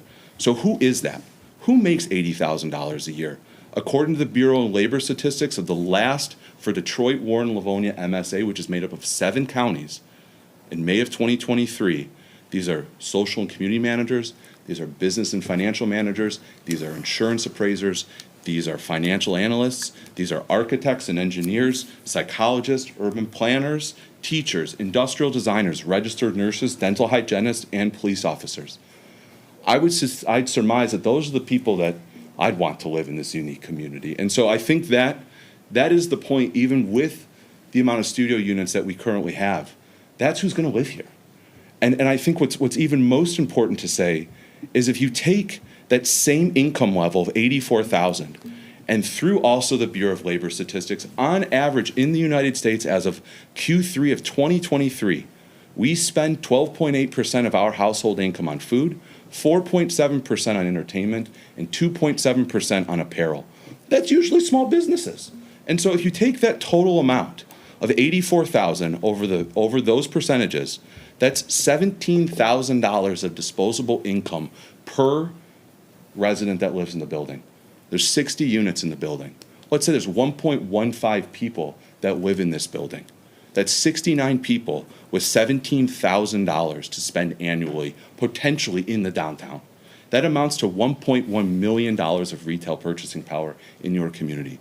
So when we talk about who are these people, who is going to live in these studio units, demand it or not, we believe that it's a benefit because it's providing quality housing for educated people with good incomes and provide more support for your small businesses. And ma'am, Ms. Moffitt, to your point about who lives here, whether they're studio units or they're one bedrooms and what they decide, in our opinion, young professionals, they get married, they buy a home, they start a family, they raise a family, and they age in place. And I think this development represents that opportunity definitively. And so my last thing is, we can debate the public benefits as much as we want, but again, satisfying housing demand, providing improvements to the infrastructure, eliminating a vacant building that currently is not producing really anything, and also sort of a detriment to the broader downtown. Within the vacant building, as an interim use, will provide public safety opportunities. And in addition to that, we're going to have increased purchasing power. And I think if you take all that into account, this PUD does satisfy the requirements that's outlined in the zoning code. And with that said, though, it's not to say that I'm on my soapbox talking about this. We are here specifically asking, how can we make this better for Clawson? And would love your feedback as to what you'd like to see so that you feel comfortable with the PUD. And that's my pitch, and quite passionate. I'm kind of shaking talking to you right now, but I like that is impassioned, and it's not data that I pulled from thin air from an architect. That is census data. That's Bureau of Labor Statistics data. I can source it and give it to you. Sure, and we appreciate that that's where the position that we're coming from too, and our residents. So backing up, when you were talking originally about the public benefits, when you first started talking about them, that you said housing demand and the target income was $54,000. That's for the 80% AMI units. So that's inclusive of that, yes. How does that work? So what it will work, yeah. So you guys approved, a different body at council approved this deal, approved the PA 210. Our position to you, and we would be happy to put this into the development agreement, is to say that for the period of that 10-year or 8-year abatement that we currently have, we will keep 28% of the units at 80% AMI. And we'll stipulate that. And we can provide it's usually part of a tax abatement agreement, but we'd be happy to do that through a PUD agreement. In addition to that, the state of Michigan, and I think, Nick, you have emails from the state of Michigan telling you that they are in support of making a sizable investment into your community of approximately $3.2 to $3.5 million to support this project. And furthermore, it will be a requirement that we include 80% AMI units. And so through the MEDC, the Michigan Economic Development Corporation, that's a sizable investment to your community, to this project, to allow for a mixture of uses, quality housing at attainable rates. And so we'll set aside 28% of the units at those rates. Now, to your question, is the average of that $1,800 is inclusive of that 80% AMI and 28% of the units. So the previous body approved a 10-year tax abatement for you, not an 8-year tax abatement. It was 10. It was a 10-year. Yes. So you said 10, maybe 8, but it was 10. And I want the community to know we it doesn't come into agreed effect. to that. We agreed to that. This body It's fine, agreed to that. It's 10 years. I know, it's I 10. I don't apologize want to it to say be, 8. like, I want real numbers, right? It's impactful for our community, and the previous body voted in favor of it. Therefore, you have that. So explain to me, because I'm so confused about this 28% HUD. Is that something that's required by the tax break that you received by virtue of our body saying, yes, we will get that? Or is that another deal that you'll get another 3.5 million or whatever you threw out there? It's what we think is the right thing to do. And furthermore, the MEDC is in support of this to invest in your community by providing that. So you get something else by doing that, because you'll be a HUD-sponsored residence or whatever? No, so it's not a HUD-sponsored residence, so. Well, he said HUD before, because he said HUD. Yeah, there's For the no- 28%. And if you're saying that, then the 85,000 income with all of those people with all those great numbers that you just gave us no longer applies to 28% of the units. That's inclusive. That's inclusive. So 28% would be for someone who makes around $55,000 annually. And then you'll have others that make $95,000 annually, right? So $55,000 annually is usually your teacher, your first-year engineer, second-year engineer, Yeah, irrelevant, right? like what they do for a living, Correct. right? So a portion of our units will be for people who make around $55,000 a year annually. And to give that attainable housing for the younger generation, what the state does is, and this is why we came to you initially for the PA 210. If you remember from that meeting, we had to get a PA 210 in order to apply to the state of Michigan for this low interest loan to be able to fund the project on the site to make it make sense for us as a developer. And so the state of Michigan will come and say that you need to keep some of these units for the next generation to get to that start housing. So that's 80% of the county's AMI, which ends up being around 55,000. So 28% of our units have to be attainable to someone who makes $55,000 a year. The rest of the units would be someone who makes 75, 80, 85, 90, 100,000. The 2 bedrooms would, a joint income with 2 people would have to make over $100,000 to live in a 2-bedroom in the complex. So that's where the attainable housing comes in. It is from the state of Michigan funding these projects, right, in order to bridge the gap of financing, because it's just not there with interest rates, and it allows the next generation to get, their first step out of their parents' house or college, get their job for $55,000 or $60,000 a year, and start their careers. And But I'm just explaining what that means, the attainable housing. I have young people who have purchased and are looking for housing right now, and it's hard, right? Exactly. All of it's hard. It's very hard, and that's why the state has come with this program to help those people take their first step into their career, because maybe they can't buy a house in Clawson for $350,000 or $400,000. But if they're a first-year engineer who makes $55,000 and they decide to live in our building, maybe in 2 or 3 years they do buy that house in Clawson after they start their career. And that's where the state of Michigan is trying to fill that gap. Just like you said, there are young people who can't afford that house yet. That's the gap that's trying to be filled here. And if I may add one additional thing, the project requires this funding from the MEDC, because as it stands right now, we won't make our money back on this investment in somewhere between 15 and 20 years. Without the CRP, it would likely not pencil out. Maybe it would be 30 or 40 years. We just wouldn't do it. And the point is I met many developers who were looking at this site and this project, and every one of them said no. And there was a reason why it sat vacant.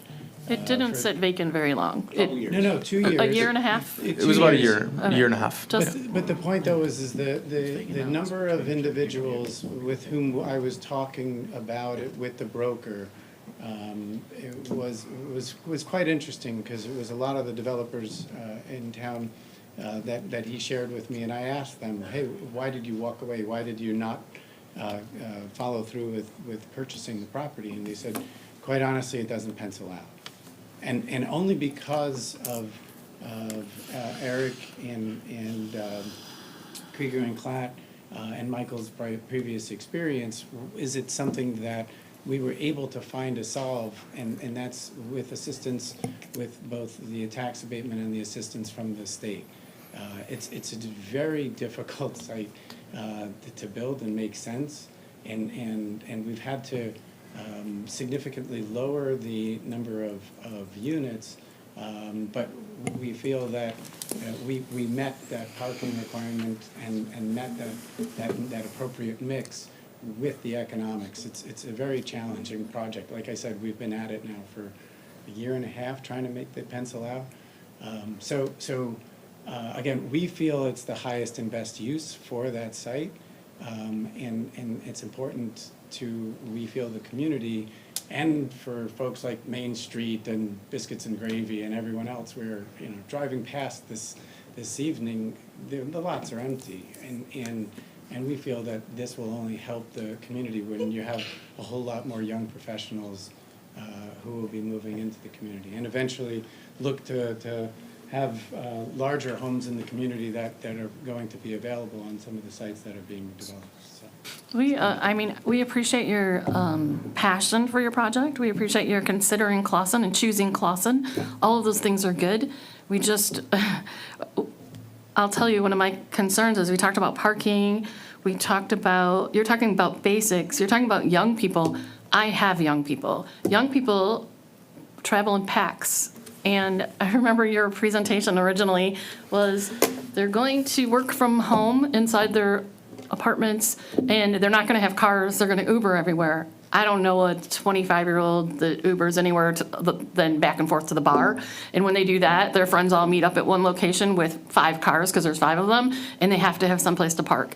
And we want to fill our businesses, we want to fill everything, but you guys aren't leaving an empty spot for anything. And where are those people going to park? They're going to go to our municipal lot, which is right next door, that's already full. And then that leaves no place for people who are going to try and patronize those businesses and keep them going. I feel like the density overall is just too much for that little area. I think it's beautiful. I think it has a lot of pluses to it. The idea of 55% efficiency units, it turns my stomach on so many different levels. And I want people to stay, come into Clawson and stay. And I don't know what the statistics are, because I don't follow this, but I can't imagine most people going into a studio apartment and wanting to be there for 3 years, or 2 even. They're gonna say, I can do more, I want more space.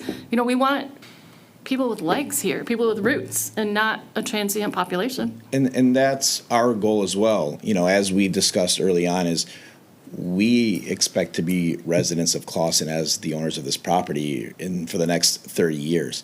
We want that person to take that studio and then, you know, live there for 2 years, and then maybe move into our 2-bedroom unit, and then buy the house on Lincoln because they just love the downtown so much, right? So I think that, you know, to think that they're transient because they're going to live in Clawson for a year or 2 and then just say, well, I don't want this studio anymore, I'm going to go buy a house elsewhere. I think that the charm and the uniqueness of Clawson is what's going to bring them here initially and get them to stay. And that's our goal here, right? Every city needs diverse housing. You need some studios, you need some 1-beds, you need 3-beds, you need 4-bedroom houses, right? You need diverse housing for all types of people to live in such a unique place, right? That people want to be a part of. And, you know, as you guys are working on your developments at the schools with, you know, larger homes, maybe 3 or 4-bedroom single-family homes, right? To create that diversity, city center, right? And the way I've always looked at this project is city center. And, you know, the one parcel is the RM1, but the underlining parcel is a city center parcel. Under the code here, it allows for unlimited efficiencies, which we agree is not what's best for the project, what's best for the city. But the way we've set up our efficiencies, or studio apartments, is the way I look at them, is they're the largest in class. We've made them as big as possible. We've met the parking code through and through. There's no variance asked, and that it took us 4 or 5 months to get to a building that meets the parking code on that site, right? But the thought of the studios, the 1s, the 2s, is there's a diverse housing opportunities for anybody who has the means to come into Clawson, live in Clawson, enjoy Clawson, and stay in Clawson. And you see that in all other, you know, other communities as well. Is you need to have, you know, it's hard for someone to live in Royal Oak in their studio and then say, well, I'm going to now buy a 3-bedroom in Clawson, right? People like their communities and live in their communities, and we're trying to build that here with you. Like we've said from the beginning, my goal is to be here for the next 30 years and be a productive, you know, owner in Clawson as well, and hopefully, you know, start with this project and maybe do other projects in Clawson, right? We really love the you know, small town charm of Clawson, right? And that's why we tried to downsize this building as much as possible to still make financial sense, as Sandy was getting to. But again, we're here for we'd love to work with you guys and see what compromises we can both make to make this make sense for the city of Clawson in the short term and the long term here. So I think we've all been kind of clear that the efficiency units are something that we're all concerned about. So I think that's on the table.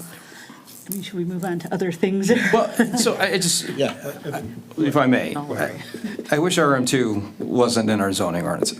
I mean, that's... Because this is the thing that is allowing these PUDs to come in. It's not on you, but this is the tool that you can use that says this is what we can use in order to. But at the same time, for this particular situation, and I've said this before, it's not a negative connotations here, but it's a cafeteria approach. We're going to take city center and then RM2 in order to fit what we need in here. And I appreciate that. That's what you need to do, right? But I don't think that's the approach that we're looking for. I understand, and I guess, you know, the way, again, I've always looked at this as city center, and if we didn't have that house as part of it, right, we purchased that house to create more parking, right, to lower that density per acre. Without that house, you know, realistically, someone could do 30 or 40 efficiencies only, or 50. There's no efficiency limit currently in city center, right? No, but they would have a commercial liner. Well, they can have a commercial liner, but but the commercial liner, and that's something that, they spoke to the residents, a few earlier, is the commercial liner will cause much more traffic. If a restaurant's going to have more than 60 people, including staff, coming in and out every day, right? Whether it's a breakfast, a lunch, or a dinner restaurant, or a bar. So to add more commercial there, we believe would increase the traffic, right? And that was part of the conversations with planning and the argument we made there. If you could make a complete commercial liner of 10,000 square feet, you will have hundreds of cars daily going on Lincoln and Bowers. I don't think And so that was part of the conversations when the residents came and said, we don't want traffic.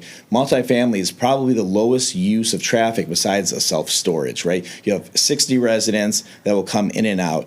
A one restaurant will have 60 residents for breakfast, 60 for lunch, and 60 for 200 cars coming in daily. So when we talked about traffic, going to multifamily on that first floor was the lowest traffic. We would consider, and I would love to have more retail other than storage. We'd love to have more retail on that street. We believe in the retail of Clawson, right? So, when we discuss the co-working space and the gym and all that, we can convert that to retail, a 1,500 or 2,000 square foot retail, like the pastor who came and said, I love a restaurant there. So would I. But our feedback prior to this was that restaurant would cause much more traffic and density, Let me stop you there. It doesn't have to be a restaurant. Sure, it doesn't have to. That's the thing, as far as the other projects, the Clawsonian, the Burger King, right, that they do not just have a restaurant there. In fact, I don't think either, there may be one coming in, right, but at the same time, there's other places that have fewer, that uses could have lesser traffic, right? And so if it wasn't an L shape, right, if it was just along the front, right, that impacts the amount that you can develop for that space. Correct. Right? But you'd also be required to have it dump out to the main street and not be able to have it go. Exactly. No, you would not. You cannot. On Which if it was city city center. City if center, it was you just would. city center. Yes. If it was just city center and you had the commercial liner and all that stuff, then the residents wouldn't be complaining about it dumping out to their side street because you'd be required to have it dump out to the main thoroughfare. Not a city No, that's center. City opposite. center, you have to have it That's inside. opposite. On city center, you have to dump onto Bowers and Lincoln. Right, that's So correct. you wouldn't have, I would not even be allowed by zoning to put in a drive on Main. Is it both sides, or is it just one? So the ordinance says, under off-street parking in the city center zoning, driveways and driveway access shall not be permitted off Main Street or 14 Mile. Sure, but as far as how many accesses to side streets, could it just be Bowers, or does it have to be both Lincoln and Bowers? It does not indicate one or. That would be one with or two. fire and safety to go and determine that. And we discussed that in the DDA meeting about having a no right turn there. But again, that's with traffic and safety to, tell us how they would, they would want that. I just want to say that I'm a little bit shocked at the consternation over the efficiencies, given that this whole, the 85% of the site is city center. And there is no requirement, like he said, no requirement for percentage of efficiencies in city center. This is not being built at the Shalom School site. It's not being built down the road. It's being built right in downtown. I mean, and to me, that's where you want a little bit of density, and you can afford a little bit of density. And to me, it's okay. It's only 55%. So, and that's their business too. I mean, I guess I'm not qualified to decide how many efficiencies in one bedroom and two bedroom, especially when the city center ordinance it leaves it completely open to the developer. But that's where my point is, that they're using cafeteria style in order to get their project in. Right. And that's why I said I wish that RM2 wasn't there, because then we would have a commercial liner, and then we'd be able to have whatever the number of apartments that they wanted. They wouldn't be here asking for an exception if it was just city center. They would have. Set of rules. I guess Yeah, right. Yeah, So and by the exception cities- is de minimis, so. I think the exception is it's supposed to be for something special and different and unique and beneficial to the community. My personal opinion, all those public benefits that you listed, that's what you won from getting the tax abatement in my mind, right? I mean, that's if I were sitting up here when that came up, I would have not voted for that. For all the reasons, the bonds, the money, the everything. Those ones you listed is your prize for getting the tax abatement in my mind. So then speaking about the beneficialness of this building, a mailroom was listed as an amenity. I mean, in my mind, that's not an amenity, that's a necessity. No, I understand. So, this is lipstick on a pig kind of thing is, the point is to get the exception. And let's also wrap it up in the fact that there's been a lot of consternation from a bunch of different citizens. And to be fair, there's a small group of citizens who are upset. There's a small group of citizens who are for it.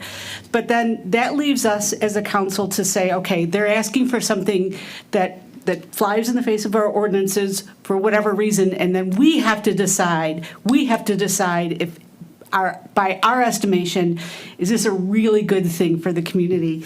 And I appreciate all the documentation that you looked for and all the evidence, but I personally haven't seen anything that sways my mind that this is a great thing for the community and we should go forward. I like your saying that you're open to let's talk some more, and that's actually what I'd like to see happen.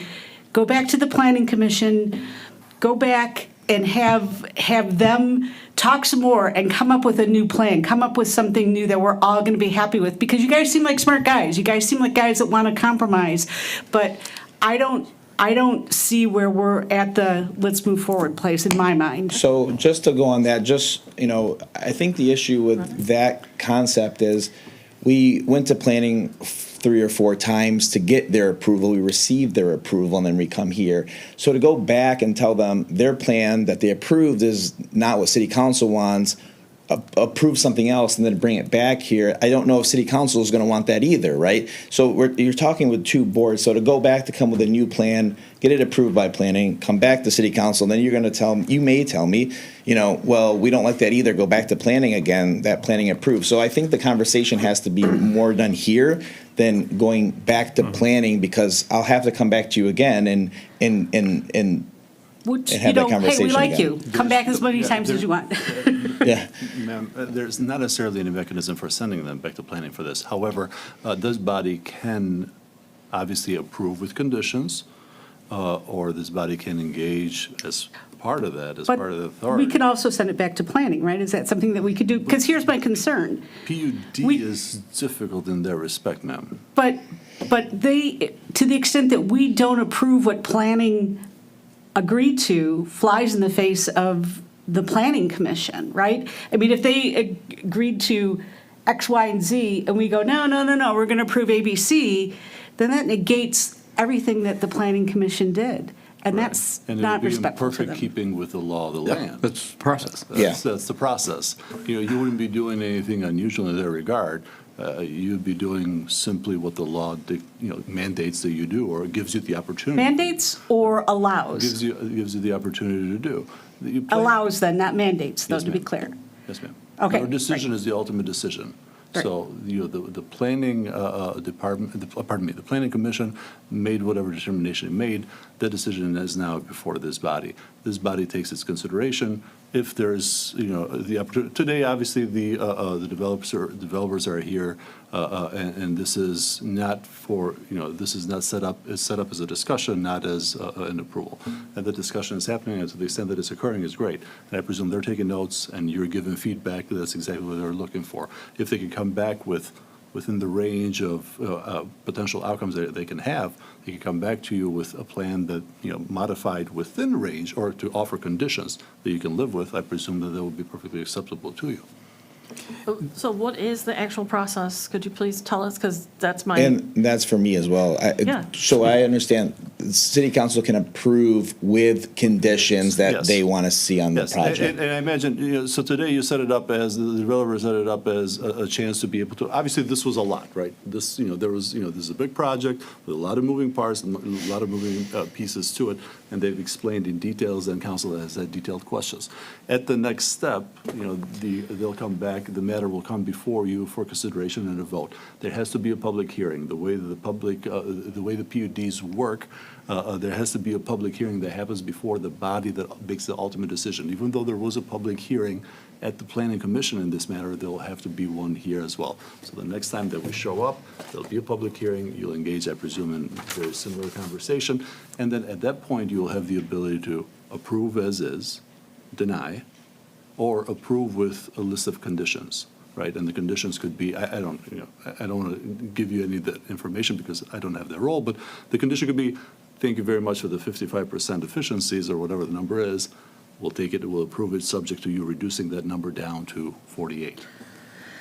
So, if I may, so as far as when it was moved out of Planning Commission, I thought they had approved a conditional site plan. Yes. Okay, so in a conditional site plan, can they make substantive changes to the site plan and not have it go back to Planning Commission? Yes, not they, you, because you're approving with conditions. They're simply meeting your conditions. Okay. But I guess.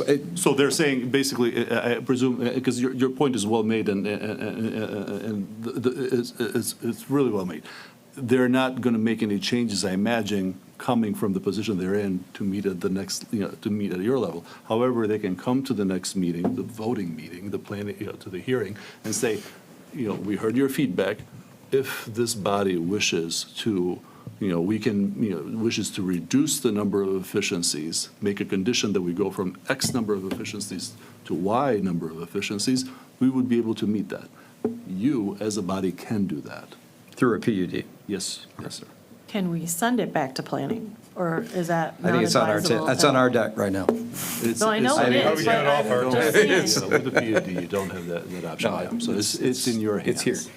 It's here. I don't have a Okay, problem with so that. we're not doing a vote yes or no today, is that correct? We are not. This was Okay, I'll be discussion. honest with you, I'm not comfortable with the yes with conditions, because conditions is like a generality. I'd prefer to vote on a specific plan. And I don't know the council needs to be getting involved in the detailed decisions that might be required for that. So how do we do that? Well, you're thinking of condition as in the general, like because you're utilizing the language that I'm giving you. That was perhaps too broad. And I'm saying go from 55% to 45%. However, the conditions that we're talking about are specific, in nature, right? You would have specific outlines. Now, I don't. So we've become essentially a Planning Commission. You are the ultimate voting body, the ultimate. Essentially, yeah, not in terms, because we're still council, but that's become our role. Mr. Raker? Yes, thank you, Madam Mayor. So this came before us kind of in an unorthodox way. We realized that there was a lot of consternation around this issue coming out of planning, got some feedback from residents attending meetings that they normally don't attend, DDA meetings and these council meetings, and so we've been listening. Staff has reached out to all the council members and the mayor, and we reached out to the developer after that and just said, hey, we really have some concerns as to the makeup of what you have here. And so I had asked them, I said, you guys are the professionals. I reflected back on my time when I worked for the city of Detroit, and I worked in planning and economic development. And literally, things were coming before me that I thought were so foreign, 300 square foot efficiencies. But I was like, okay, you're the business people. You understand that market. My job as an administrator is to make sure this thing gets teed up and goes through all the proper wickets with council, with planning, with the Detroit Future Cities Plan. And that was my job, and they were incurring the risk. What happened here when we came back to, when we were speaking with Eric, I believe it was, we had suggested, there's serious concerns here, and we don't want something to come before the council. I personally don't. That is I don't put things on the agenda necessarily to be voted down. So let's have a conversation. How do we get to yes? So they talked about how they are very familiar with the market. Council is very adamant that Clausen is unique. Mm-hmm. Nobody knows the uniqueness better than you as council members. So how do we bridge that market analysis and awareness and the uniqueness and at least have some exchange so that either we come back potentially, I don't know, I don't want to do this and have another discussion about this, but we exchange some information with them so that they can understand whether or not, as you say, it pencils in or pencils out, pencils up, however it is, so that they know whether or not after all, it's a business transaction. Also, Nick, do you have any additional information when it comes to the MEDC's discretion in how they make determination on which projects and communities to invest in? So each year, the MEDC has a pool of money that they invest into local communities through developments, multifamily projects, mixed use. And that pool of money is available for developers to apply for. These projects are anywhere in the state of Michigan. And so these gentlemen have been going through the process to try and get some of that funding. And it hasn't been necessarily secured yet. But they're looking like they will get the opportunity to have roughly $3.5 million for that project, which is essentially the MEDC, investing into our community to have this type of development in Clawson and in downtown. Nick, if I may, is that a grant or a loan? I believe it's going to be in the form of a loan. Low interest rate. It's going to be a low interest A low rate interest loan. rate. Yeah, it won't be a grant. I'm sorry, Nick, continue. I get a few. No, that was basically it. Well, looking at your report, I think you estimated that your total investment between 19 and $20 million. That's based on the current project. I'm assuming you're securing possibly $3.5 million of Low interest loan from the How much money have you already invested buying the bank and the house? About $2 million. Okay, so $2 million into it. With the house and the bank, about $2 million. I think 1.3 and change for the 495 plus. So it's 1.49, $2 million. $2 million total. Okay. Correct. What's your anticipated cost of demolition? I can look at the budget, a couple $100,000 maybe. Okay. Well, except our fire and police are going to do half the work for you, so. Good point, yeah. That's right. So with that, now the $3.5 million, I assume you've only got so much to put in, so you're going to secure financing for a lot of the rest. Understood, yes. In a normal banking situation, or are there other? Correct, normal banking situation, correct. We have a term sheet from a bank, correct. Okay. So I know last time we talked about the tax abatement, that to get that. Sure. I'm sorry, to get the State. lower interest state loan, you needed to have some kind of a That's tax correct. abatement grant. But that represents $3.5 million out of possibly borrowing 15 or something like that. Correct. Okay. All right, so with that. I think it's closer to 13, but correct. Okay, 12 or you've got to 13, sure. borrow Yes. a few million to make this thing go. All right. So I guess I have a few questions if it's okay. I mean, sure. Nick, Joe, I'm sorry, Mr. Raker, Mr. Stefanitz. I just want to point out one thing, that conversation that we had with Eric after we spoke with all of you, they acquiesced to like, you know what, let's not put this up for a vote, let's have a discussion with council and see how we can get closer to the middle. So, And I think it's a good idea. I'm glad we're doing this. it was their idea. Yeah. If I could just maybe bounce off some things that Council Member Shepherd said. It's good to look at your project in context of what's around. But I think a lot of your other projects you were discussing may not really relate to this area so much. We're suburban Detroit, right? And this is traditionally a village that grew into a suburb. Other suburbs grew and met it, and that's where we're at. So with that, I think, for example, the project there in Royal Oak on 14 Mile, in Rochester, just south of 14, that's looking around 40 units on about 1.4 acres, is my understanding. That's what I think, that's the information we've got. Mind you, your demolition, it also once was a bank, although a much smaller bank. So I imagine the demolition costs are much less. But again, $200,000 is not a huge percentage of the investment. Correct. So you need to have a viable income stream to make this investment worth it. Somebody decided that 40 units on 1.4 acres was a viable investment. So I'm wondering, why do we need 16 on 1.15 acres here in Clawson? 60. I'm sorry, 60, yeah. Why do we need 60 units? And is that your break-even number? I don't know that site, so I can't speak to their financials or performa or understand, what they've deemed. But yeah, so it is very close to our break even. Could we technically build a site, a small retailer do something? By code, we could do a 3,000 square foot restaurant and do that. We don't think that's the best use for long-term in Clawson, right? So part of it is looking at the property for its maximum use now and for the future. You don't want to look back in 10 years and say, I wish we would have done this on this site. I wish we had more density in the downtown, right? Again, I don't know the site on 14 in Rochester. I don't know what that building looks like or the, development aspects. A lot of things here in the city of Clawson, which I think make it unique, is having that third floor setback, which is a city center The requirement. only thing I will say Oh, you about do that know that. project, Yeah. I don't remember all the data, but all I do know is this, it's a totally different product type. It's a 3-story walk-up, no elevators.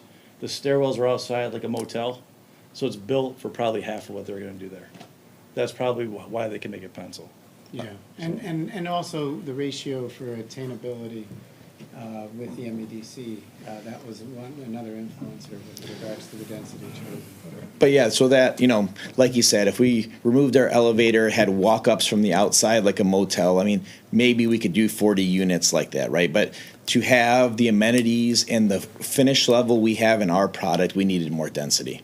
So technically, we could go down in density, right, and do something like that. But now you're going to get a product that we don't think is the best for Clawson. I assume if I came here and said we have no elevator and we have walk-ups like a motel, planning and city would have, thrown us out the door pretty quickly. First City Center, we believe it's the highest product we can produce for the, And for that quite many honestly, I'm interested in developing an A quality property, not a B or a C.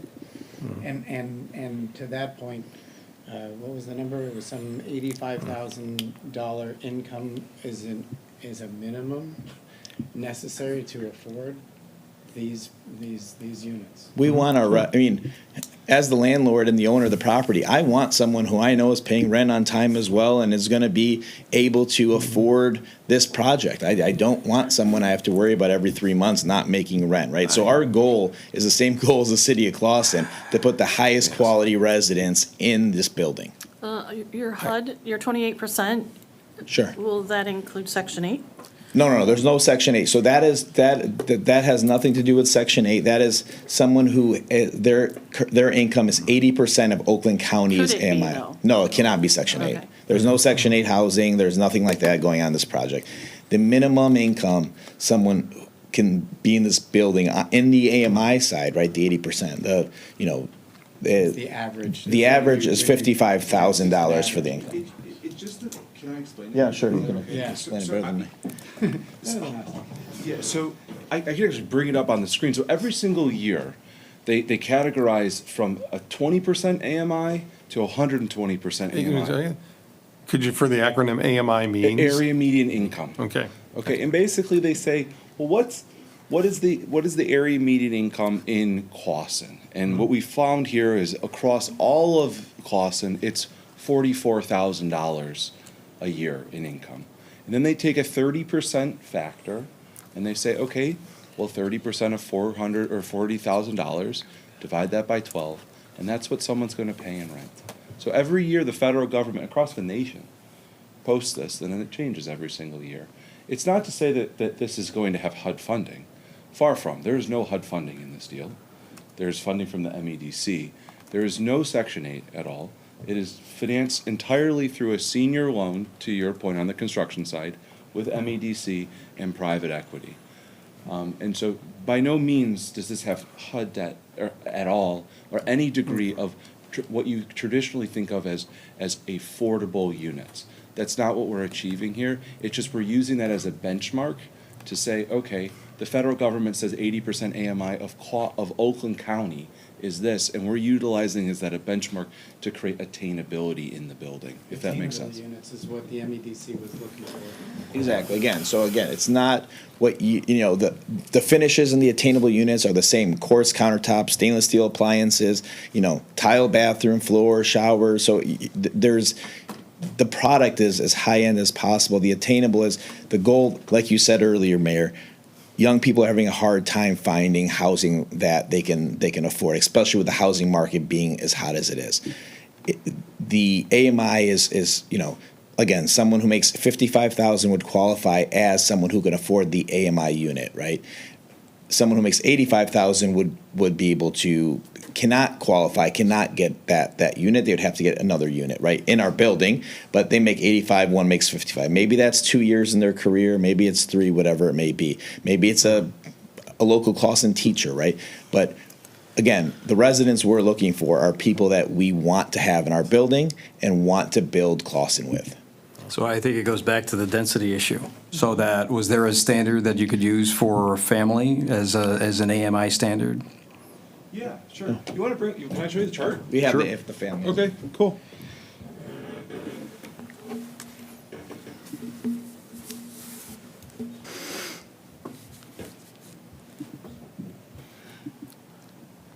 I'm not laughing for any other reason. I never thought I'd be using Zoom at a city council meeting, frankly.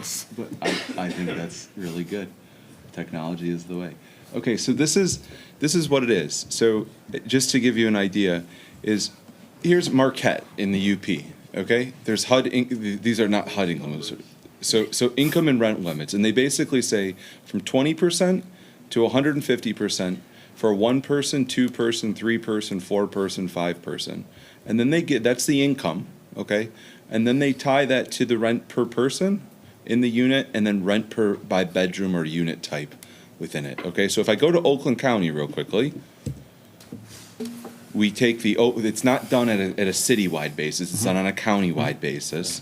If you take Oakland County, for instance, and you said let's say it's a family, let's say it's 4 people in a family, I would just make that up. At 100% of AMI for a 4-person family, that would be $95,900 in Oakland County, okay? Now, the corresponding rent, if you had a 4-bedroom apartment, which I know we talked about studios and 1s and 2s, but Can we stick to 2-bedroom? Oh, stick to 2, okay, you want to stick to 2-bedroom? Yeah. Okay, so then a 2-person at 100% AMI is 76,800. What about a 4-person in a 2-bedroom?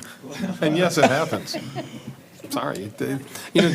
I think your model is young, upwardly mobile people moving in and moving out of houses. No, and empty nesters. Well, that too, but I'm that are talking downsizing. for the younger generation. It's not always so simple anymore. I mean, let's face it. In this country, we have a birth rate issue, just like West Europe does. You need 2.2 children per woman to sustain a population, and we're running around 1.7. I think Canada's 1.6. So if it wasn't for immigrants, we'd have a shrinking country right now. But we legally allow about 900,000 immigrants in a year. So when you look at the demographics, as time goes by, increasingly that will be immigrant population. And I can tell you, many of these immigrants are coming from Asia and Africa and South America. They're used to putting more people in a building than we are, whether it's an apartment, whether it's a house. So I think what Councilmember Schimmer brought up, you may have 4 people very easily in a 2-bedroom. In fact, my first house was a 2-bedroom, and I had 4 children in it for a while.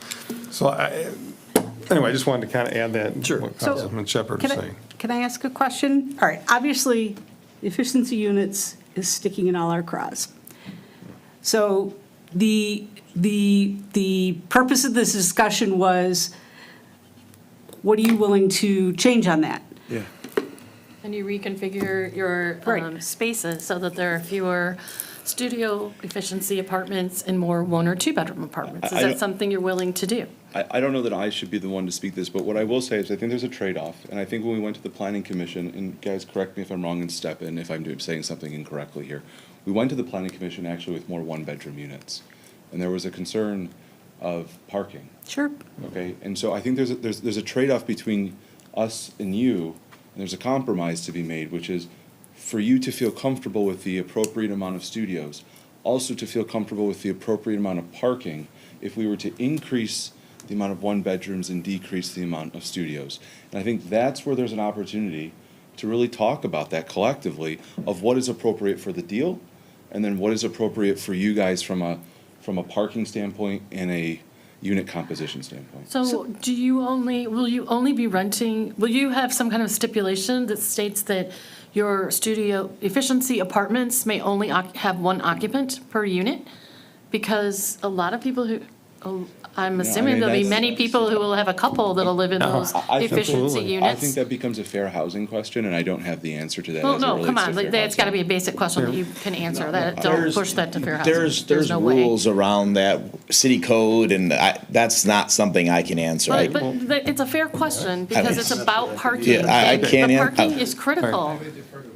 Yeah, I mean, we agree parking is critical, but if there's 3 people living in a studio, you know, if city code says no, they can't do it. Do I want 3 people living in a studio? Of course I don't, right? I mean, but I can't tell you here by law that I can make a rule in my building that one person. I Thank you, can't. that's what I thought you would say, so. I can't make that rule. Right, but you also can't Yes, say you're correct. only entitled to 1 car, and as the count goes, you literally have enough you have enough spaces for the amount of But units that's you very have. common. So that's very common that I can say 1 unit has 1 parking spot. It happens all the time, especially in city center, But projects.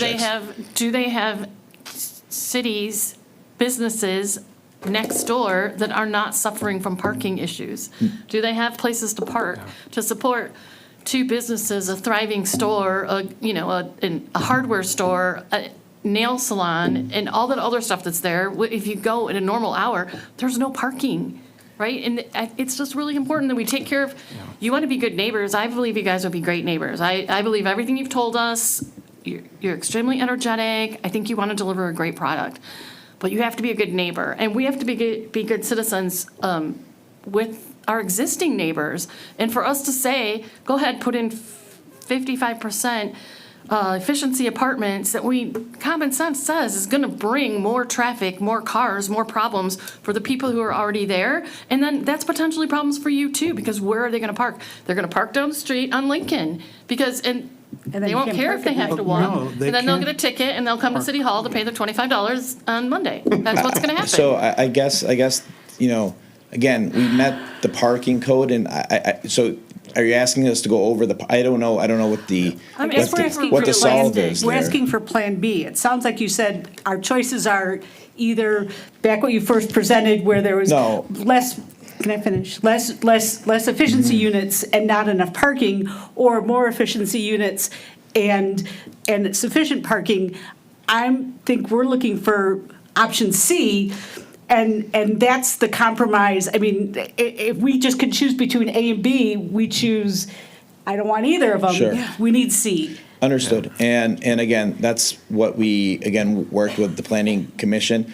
That's on us, and part of us not finalizing with the MEDC is this has been a very fluid, 70 units, 65 units, 60 units, until we get them final numbers and final approval from you. I can't get a term sheet from them. So that's where we are with them. They're waiting for us to finalize. And again, that's going to a C, so we have to revise numbers and get it to the state as well. And I can't tell you here if that works or not. I honestly can't, right? And that's what, you went to, on the numbers. I don't know if I can go to 40 units. And if I do, I may have to get rid of the elevator. I don't know the answer to I that. understand. Gentlemen, I'm sorry. You were pointing something. I was just trying to drive towards a conclusion that I have here, density, configuration, parking seem to be the 3 large issues of council. And- Density, configuration, parking, and? Benefits. I agree with Council Mayor Pro Tem Moffitt that the benefits listed are not benefits that we would not get from any other project. I do not see a unique benefit, which is why this is our second PUD. I think the first one did a good bait and switch on us, and then even though they delivered a really nice product, they got exceptions to put I don't remember how small the office The Parker space was. The office, right? And it's like the size of a closet. Whatever, they did it, and you guys want to I'm do not here for a bait and switch, by the way. No, I'm I know you're not, but we want you No, to but this switch. is- This is the whole point. And I understand, We're and I here think- ahead of time to say we want you, certain things are important. Saving us from blight, you're gonna do something that's gonna unblight that property regardless, because you own it. Training for police and fire, that's nice, but that's not a long-term benefit for us. That's just something you can put on paper. Greater purchasing downtown, no guarantee on that, period, ever. These people all may want to go to Royal Oak and Birmingham and Troy. You will They get may some never go to- spending. They may They're gonna never get some. go, Yeah, I can't right? tell you they're gonna But do all not 1 enough million. to say, not any more than any other. If you put a dry cleaner in there, people are going to run to Newry and pick up chicken on their way because it's so darn good, right? And they're right there and they're already parked. So But I don't want a dry cleaner here, right? And that's part of this conversation is I want to, build something that's great for Clawson, great for the residents, great for the downtown. And I don't just want, I mean, yes, by city center, I can probably just put a dry cleaner there and be done, but that's not what I think is best for long-term Clawson and best for us and best for, the city and its residents, right? So it's coming to, there is the easy way where you put a dry cleaner or a McDonald's or something like that fits city center and it works, but that's not what we're here for, right? We don't want to see that type of development at that project because that's not where a development like that should go. We understand you're here for a rate of return, No, that's what you're that's building. You're building towards that, and you have to. That's what your business is. You're not putting a business in Clawson to do Clawson a favor. That's not what's happening. You're not putting people I here to don't do wanna say Clawson a that. favor. No. We have to protect the little resources that we have and the part that we control, and that's why we're asking questions and We're not just here for rate of return. We believe in Clawson. I've looked at 3 other projects in Clawson. We believe this is a really unique place that I want to be a resident of. I want to be a part of. We have a lot of properties in Hazel Park. We do a lot of business there. We help donate to their art fairs and their funds because we consider ourselves residents. While it's as a landlord, we're residents of that city. We want to see Clawson thrive for the residents and for us while we help develop that. So it's not just rate of return. We're here to make money off of Clawson. I don't look at that. I don't look at that like that at all. There are other investments you can make that give you much better rate of return than this project does in Clawson. But we see this as a really beautiful project that we will have for 20, 30, 40, 50 years that will bring a huge tax benefit. I know we have the tax abatement, and we can discuss that, but we have a tax abatement. By the time the construction, hopefully it passes, right, and at some point, and we start construction and build it and lease it out, right, we'll have about 5 or 6 years realistically in our tax abatement. It's going to take... You said it'll take 2 years to build. No, It's a 10-year abatement that gets you to 8 We years. already got it last year. So during this time, the abatement is still happening currently, Hold on. right? If So, I may. Yep. When we passed the abatement, was the 10-year clock ticking from that day? This is the first year. Correct. Okay, so they're 1 year's down, No, 9 not years are down. left. It just started. No, it's gone. No, if It's it, not gone. No, if the so- clock Well, started. It's underway. The first year is It's underway. not gone. Okay, so we're on, 9.5 years, shall we Correct. say. And Okay. then, construction realistically at this point will not start until, if everything goes well and we come with a plan C that approves, would be the spring of '25.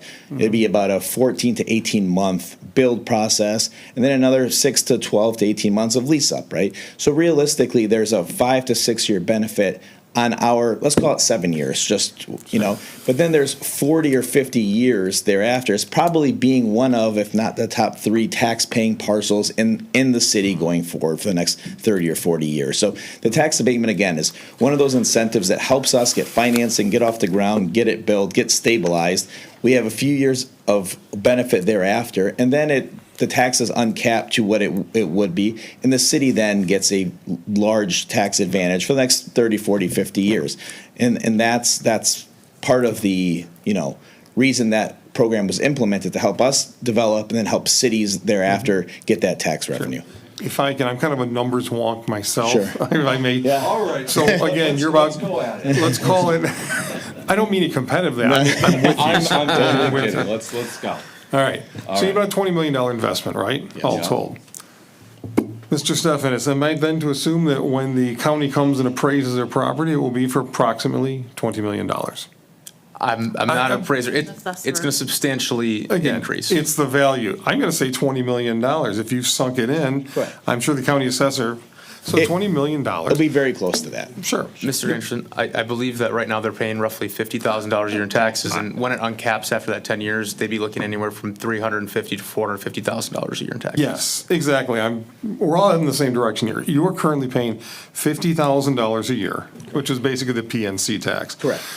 You'll be paying that for 3 years. 50,000 times 300, right 10 now, you're years. paying taxes on property that's essentially useless to you. Correct. Okay.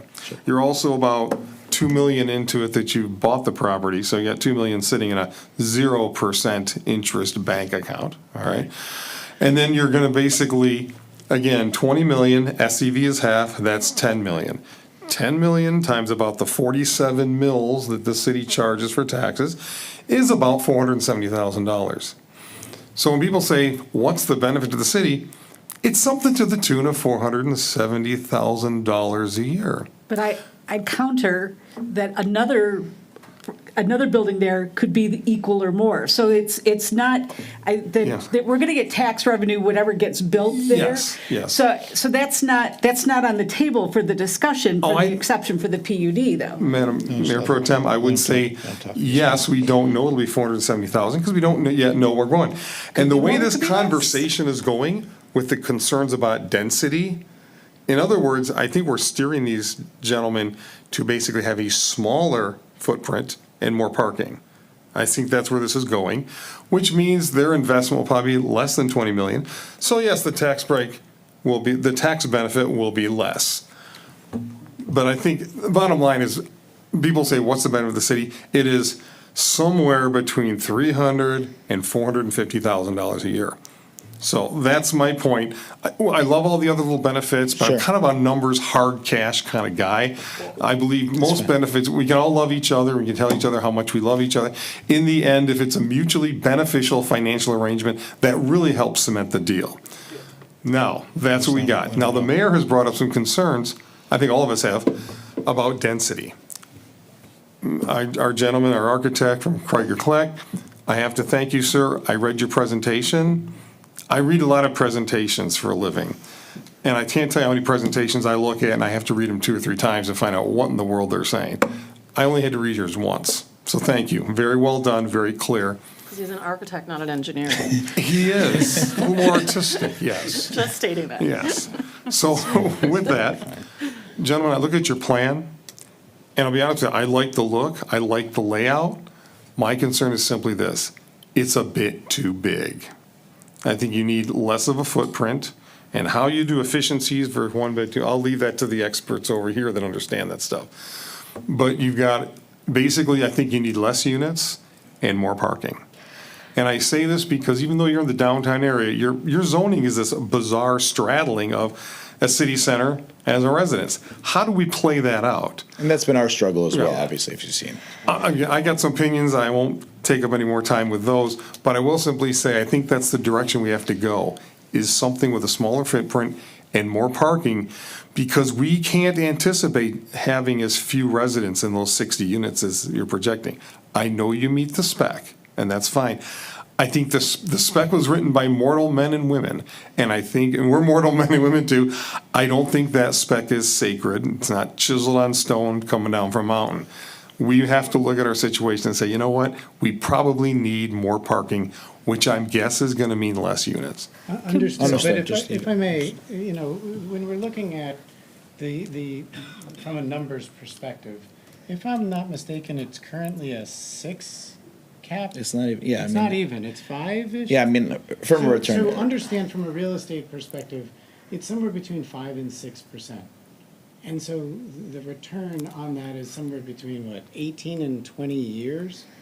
And so, I take offense to the fact that it's like, well, you're just interested in making money and, you don't really care about us. I didn't say you didn't care about us. I did say you are interested in that, and if you're not, then I don't know why you're doing development. Like, that's what you're in business for. I think that's fair. But you have to understand this a lot more so, and understand why I'm doing this. If I'm going to actually build a piece of property and go through this brain damage, I would do it in a growth state where I'm guaranteed to make 10, 15% just because of the appreciation in that market a year. And quite honestly, why I'm doing this is not for any of you in the room, not for any of me or anyone else. It's quite honestly for my kids. I was sitting with Rick Schneider before he was elected governor. We were sitting at a small table, and I said, "Why are you doing this, Rick? You're a very successful guy." And he looks at me and he says, "Seriously? I'm doing this because I want my kids to stay in the state of Michigan instead of moving to Chicago or New York." And that's the God's honest reason as to why I'm interested in doing this. I want a place that my kids would actually want to go rent and stay in, and as opposed to going in downtown where I don't feel it's safe, and quite honestly, where I know that it's a great neighborhood, it's a great city. The first time I actually came across Clausen, it was about 5-6 years ago. It was a startup that I was developing a product. Unfortunately, the FAA shot me down. It was a drone product where it was for law enforcement, and I started sitting and working with the police department. And when sitting with the police department, we came up with a solution that they really were like, hey, this is fantastic. Unfortunately, because it wasn't viable, I donated the equipment to the police department.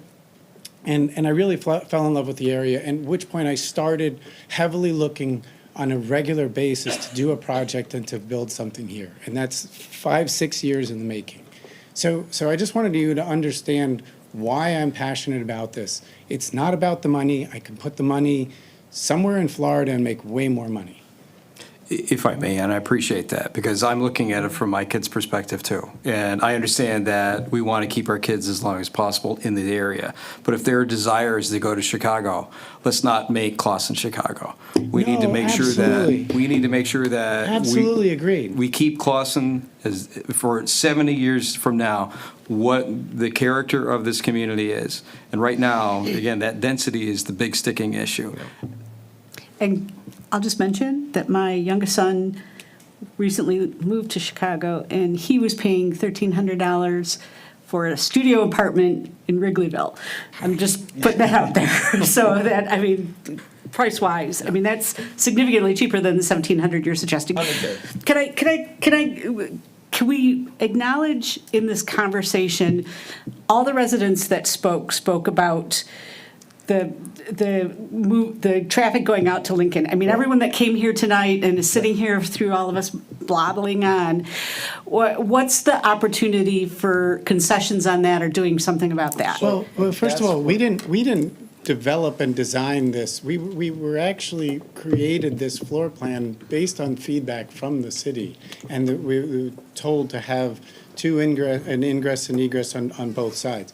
If you would like an alternative, that would be with traffic in the city and the engineering department. So when we discussed it initially, it is the whole frontage of Main is city center, right? So they don't want to drive, obviously, in the middle of that for city center. So you have to use Lincoln and Bowers for any development that, whether it's this one or Plan C, D, or E, they're going to have, it's city center. So you're going to have Lincoln and Bowers access. Can you have it only off of Bowers or only off of Lincoln? That's between, the city engineering and our engineering teams. I don't know the answer to that. And some of the residents it's suggested that there are other sites where there is only one entrance. So, I mean, again, Nick, you want to comment? That's something we can discuss. But even going on, I had this conversation at the DDA meeting, and we talked about potentially working with traffic and having a no-turn right, or maybe they add speed bumps on Lincoln or whatever. It sounds like the residents on Lincoln are having an issue with traffic, and we've heard that loud and clear.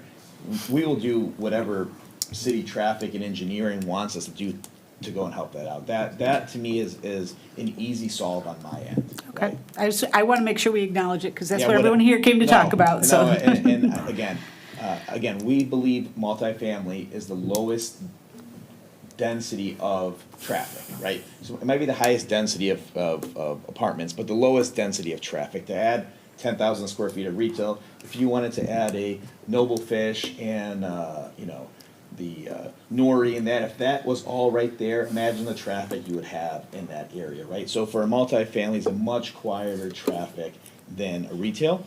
But again, the traffic to us is an easy solve. Whatever the city works out, right, we're more than happy to do on the traffic. I think your solution is just to follow the RM2. Well, you can't follow the RM2, and that's part of the conversation here, right? The only reason RM2 kicks in is because you have a city center and an RM. So if we got rid of the house, it'd only be city center. If you do RM2, you can have unlimited height. They conflict each other, right? City center and RM2 go and conflict, and that's where we're kind of in this mess, right, of what applies. RM2 wouldn't apply because you would need a 50-foot setback, right? On city center, you're going to want it on the street.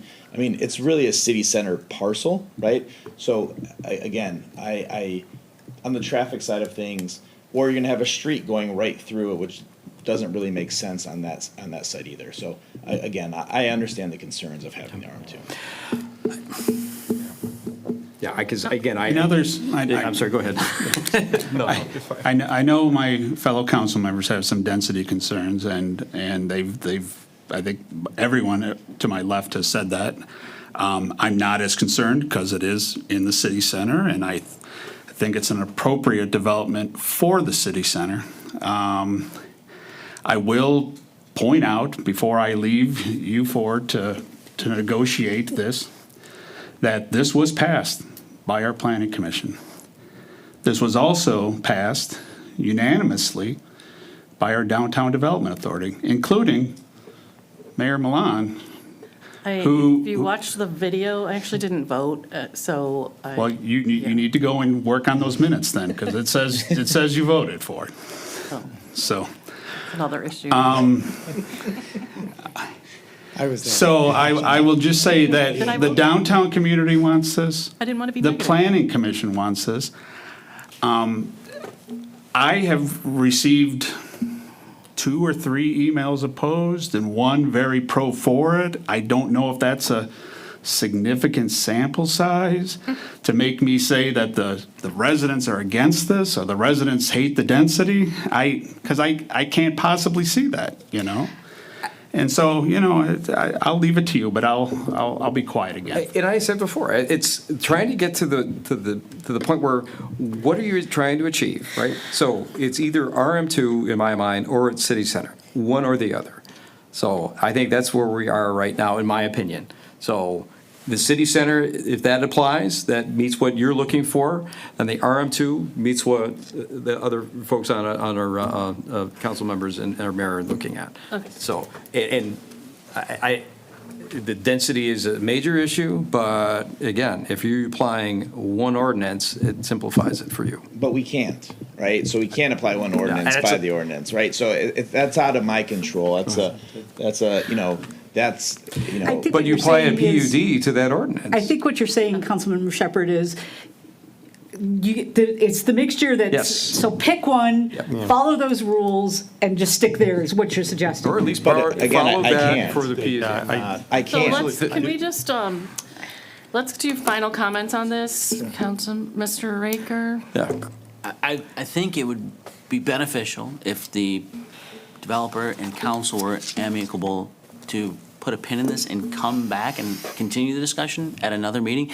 Is that feasible for your schedule? Yeah, of course it is. Okay. I mean, I'm here to work with council until we get to a Plan C, you know. We've got staff out there for the next one. We've been at this for 2 hours on it. I did not think that this would take this Oh, really? long. Yes, well, we did. Really, We- man? yeah, so- I would like to offer, do you have anything else to add on this evening before we? Again, I echo what was said back in '04. Okay. Councilmember Anderson? I think enough's been said. Again, in my mind, you've got a really nice plan, a nice layout. You just need to make it smaller. That's all I'm asking. Mayor Pro Tem? Plan C, man. So And- again, we will look at Plan C, we will see, again, and this is, we can't promise it, just like from the financing side of things. I don't know if it pencils, I don't know if it makes any financial sense, if we can pay the debt and have 40 units, or what compromises we would have to make, like the elevator, like the the outside walk-ups, and then that's the other conversation to be had, right? But I look forward to working with all of you to get to a development that works for us and the city. Mr. Binkowski, do you have anything I'm else? good, thank you. Okay, I would just like to state that my concerns are our existing stakeholders, which are the people who live on Lincoln and the businesses that are right around that area. I think we have to fight for them as far as space goes, and we really need to consider that there's ample space for everyone to live comfortably, to allow people to come visit them, and also to go visit these businesses who've already invested in our community and are loyal to us as well. So I think there's a lot of little layers in all of the ordinance things, all of the things you've gone through with planning. I know you guys have taken a beating a couple of times, but you come back smiling, and I really appreciate that. And my intent was not to at all offend you. It's a financial thing. Let's not pretend it's not a financial thing. It's financial. If it weren't, you would say, okay, we'll go down to 40 units, and we won't need as much parking, and we're done, and we would be done with this conversation. But you don't have to do that, right? Just in my mind, that's like a super simple answer, and you don't have to give us a super simple answer. We'll take Mr. Raker's suggestion and come back and do this again some other day, which will be so fun. I'm sure we're all looking forward to it. Understood, thank you, guys. Thank you. Okay, next up, we have, under item 10A, unfinished business, we have consideration of hosting continued discussion on potential bond ballot language. Madam Mayor, I move to host discussion on potential bond ballot language. Support. Krieger? Thank you, Madam Mayor. At the April 16, 2024 regular City Council meeting, the administration was directed to develop potential bond language for council's future consideration. Discussion was held at the special meeting on April 23rd and at the regular City Council meeting on May 7th, at which the consensus was to remain focused specifically on the sewers, water mains, and roads for ballot language. Attaches the project list that was briefed at the February 27th budget discussion. Applied against it are the various millage considerations often referred to as the gold, silver, and bronze plans. These are presented in various fashion to demonstrate what each plan's capacity would be to accomplish work on the priority CIP list. Also attaches a copy of the model of the estimated tax impact analysis of debt proportions options. This will be actively exercised during this meeting. Once council decides on a millage for the ballot language, the administration will place the tax estimation tool with only the decided millage rate on the city's website for the residents to see how the millage will impact their property taxes. Tentatively, our bond council will be present for our June 4th City Council meeting. If the majority of council desires to move forward with bond language finalized during that meeting, we would be ahead of the schedule I previously suggested of having a decision at the June 18th meeting. Our absolute deadline is Tuesday, August 13th, 2024 at 4 p.m. for our ballot language to be certified by our city clerk and forwarded to the county clerk. The sooner we come to a majority support for ballot language, the sooner we can begin an education campaign regarding the rationale for it. Coming to consensus on eliminating one of the options would be a desired outcome for this evening's meeting. So, ma'am and council, Ryan from the DPW put together the visuals for your understanding, and asked Brian to come forward and explain them more in depth. They are fairly intuitive. There may be a couple questions generated by colors and areas that aren't adjacent. Thank you, Ryan, for hanging in there for us. I'm here. We're here for you, too. Good. I like.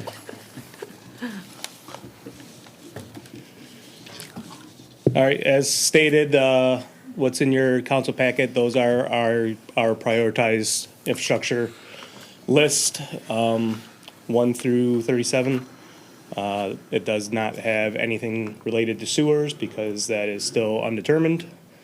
Outside of that, we have the bronze, silver, and gold plans with the estimated series payments for each of those and the potential projects that we can get done with those payments. Why is the sewer still undetermined, or when will it be determined? After the CCTV gets completed. And you've taken 10 million off the top I've taken- in anticipated repairs. We've discussed this in-house and with our city engineers. We've taken $10 million of estimated costs for those sewers off the top. So those first series payments are actually $10 million more, but we've taken those off the top so we can dedicate that money for sewer repairs. When will that CCTV scan be done? We're hoping by the end of this year. If not, it'll, depending on the winter time, because they can't camera the sewers in the winter because the camera will actually fog up. So if we have a light winter like this past, 2 winters, it should be done this year. They started? No, not yet.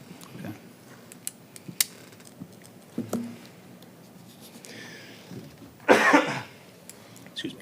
Does everyone understand his, the breakouts there, the various color charts? Yep.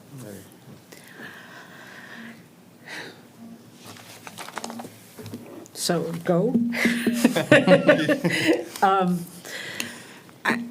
So my question, and I think it's for when we have the bond person come, my inclination would be to start with the bronze as a proposal, but my question would be if we start with the bond or the bronze to take the temperature of the community for doing this, in 2 years, can we then go for the difference between the bronze and the gold? Like,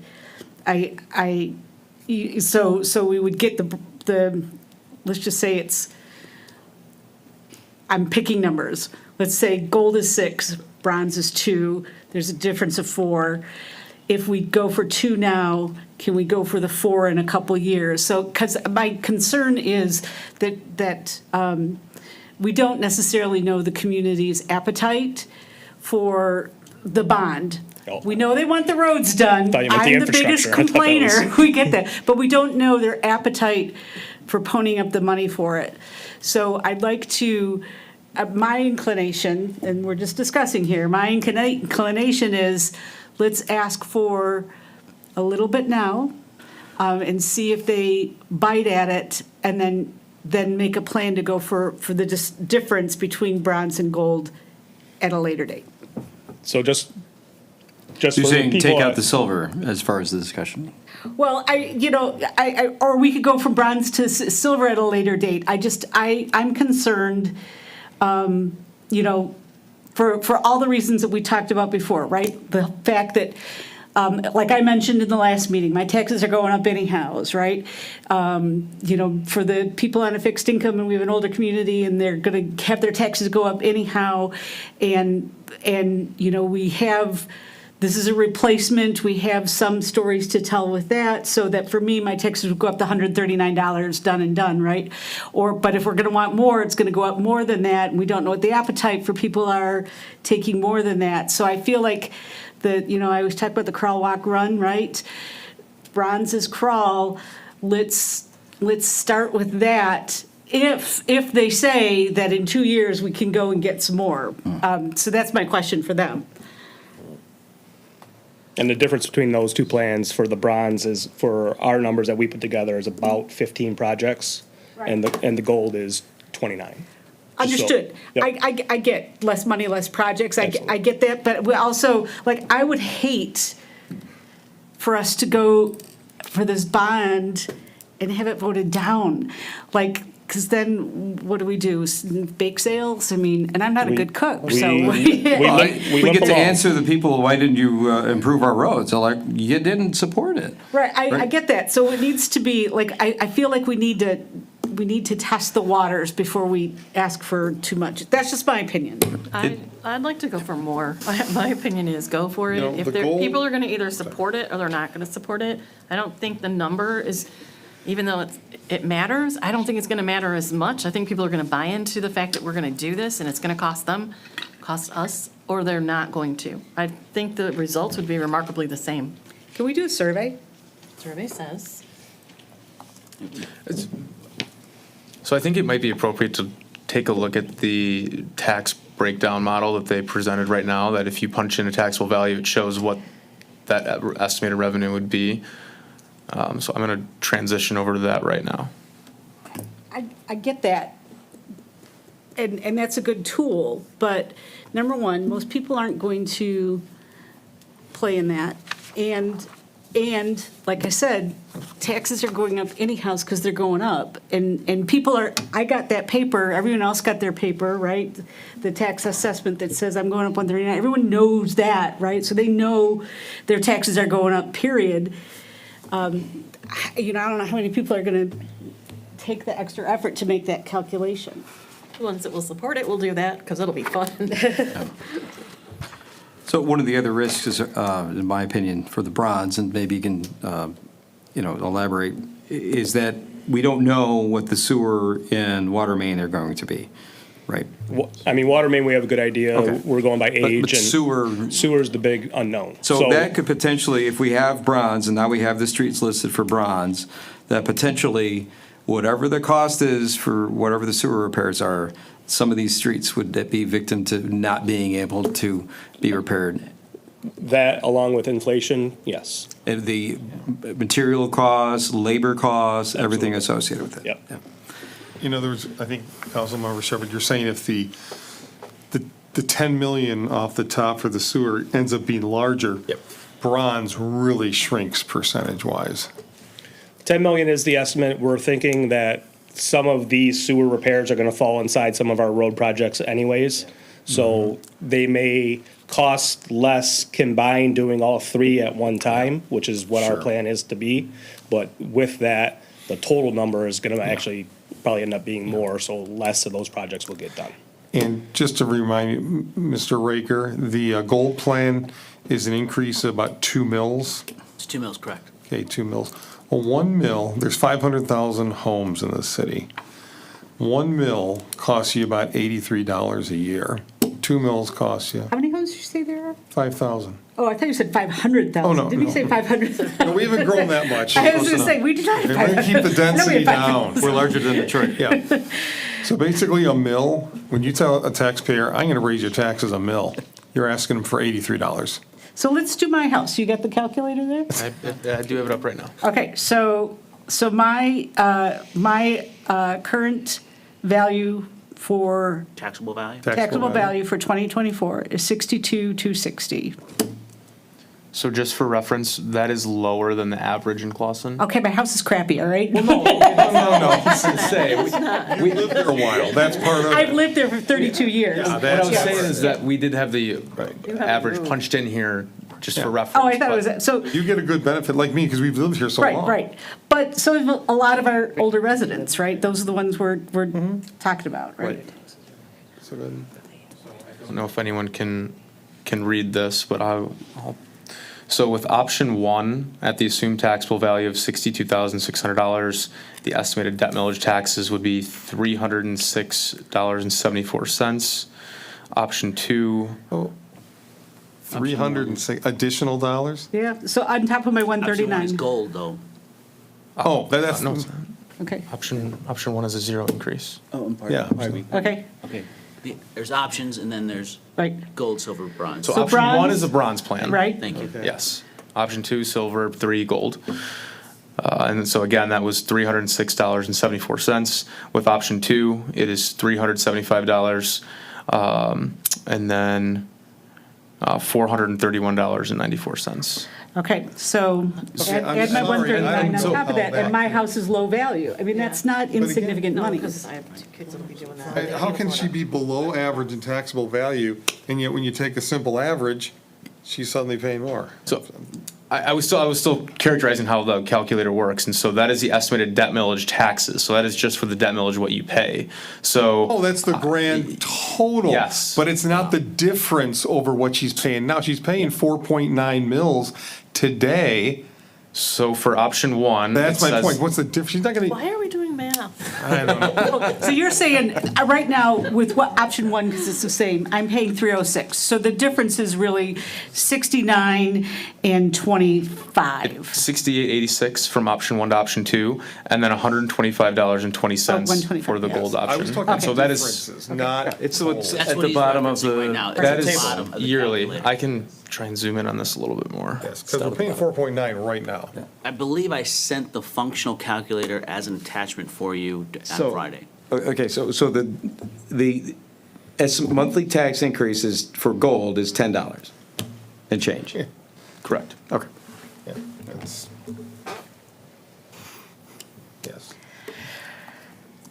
Yes. Madam Mayor, if I may, if you recall when Finance Director Mark Pollock was here, he went through the history of pretty overwhelming support for bond initiatives in the history of the city of Clausen. When I came here, I talked about, hey, we're going to have to put this on the backs of taxpayers. There's no way getting around it. As I got more, had a better understanding of the depths of the problems here, I was kind of a conservative pay-as-you-go. I thought, hey, if we can get 3 mills across but then as I drove some of these streets with DPW and took some of these complaints and understood, I was on the job probably about a year before I realized before I was even made aware of that there was a study that that never saw the light of day back in 2021, and that's when we really kind of like dust that off and started updating it, and in between Council Member Anderson and Mr. Pollock, it was like, all right, the debt relief, if you just make up the difference there going forward and have it sustain something that we've been familiar with, whether it's 4.96, and as he mentioned before, it was high as 8.3, I guess, in the recent past. I'm not saying that is, I'm not saying it's acceptable. I'm just repeating what history and the support that the community has had. Everyone that I spoke to, anytime I speak to people about the situation, when it comes to these projects, they realize that, yes, I will have to pay for it. And they have been, almost everyone except 2 people One was a young family, which we do know that is going to, new homeowners are going to feel a pinch. There's no doubt about it. But and multiple homeowners will also feel a pinch. Those are kind of, that's just what's going to happen, unfortunately. But the overwhelming majority, in the last 2 years and change, when I've talked to people, and I've talked to a lot of people about this, they're supportive of moving forward in an aggressive fashion. Yes, sir. If it was up to me alone, I'd probably do opposite of what Councilmember Moffitt suggested. I would put the gold on the ballot and see if people have the appetite. If they don't, take a look at the numbers and put silver or bronze on the next election. So let's split the baby and do silver. There's a lot to be Splitting done. babies, not good. We're not for There's a splitting lot. babies. Thank you, Solomon. Just for the Yes. record. Who's got the sword? No, I would agree with you. I think we came here with, many of us, with the purpose that we were going to fix the roads, right? And I think gold gets us there. Because my concern goes back to the sewer. What is that? We have, with gold, we have the most amount of streets that we can protect for repair than any of the other plans. I think that helps sell the plan anyways, if you have more people that are benefiting from it, because people don't, I think people don't look at it as Clausen as a whole. When they're talking about conditions, they're talking about the conditions that they're driving on every day for themselves, right? Whether that's the roads leading up to your domicile or the ones, or just yours, right? I think those things, I think there are different factors that are gonna make people, that are gonna sell people more and more. Madam Mayor, if I may, additionally, I don't want to lose sight that it's also the water and sewer, right? Total infrastructure, not roads. Total Yes. infrastructure, Yep. not just the roads, right? Yeah. So that Yeah, people sorry, I didn't understand mean to that, limit it, like, but yes. yeah, so. Which is a better sell, right? 'Cause Absolutely. we all have there are different concerns in different areas. I mean, outside of when a lot of these neighborhoods were put in, this is by far the biggest infrastructure push that the city's ever seen. So, I mean, that's what we're trying to do. Could we have an open house? Could we have an informational open house to kind of get, I would caution highly against starting taking the temperature on that. Really? Because we just need to make a decision and proceed with the education campaign. Yeah, remember Whatever when- the desire of council is, oh, the chickens? we'll No, execute. marijuana. When we did the marijuana open house, everyone was like, yeah, we need it, and then I got voted down, so.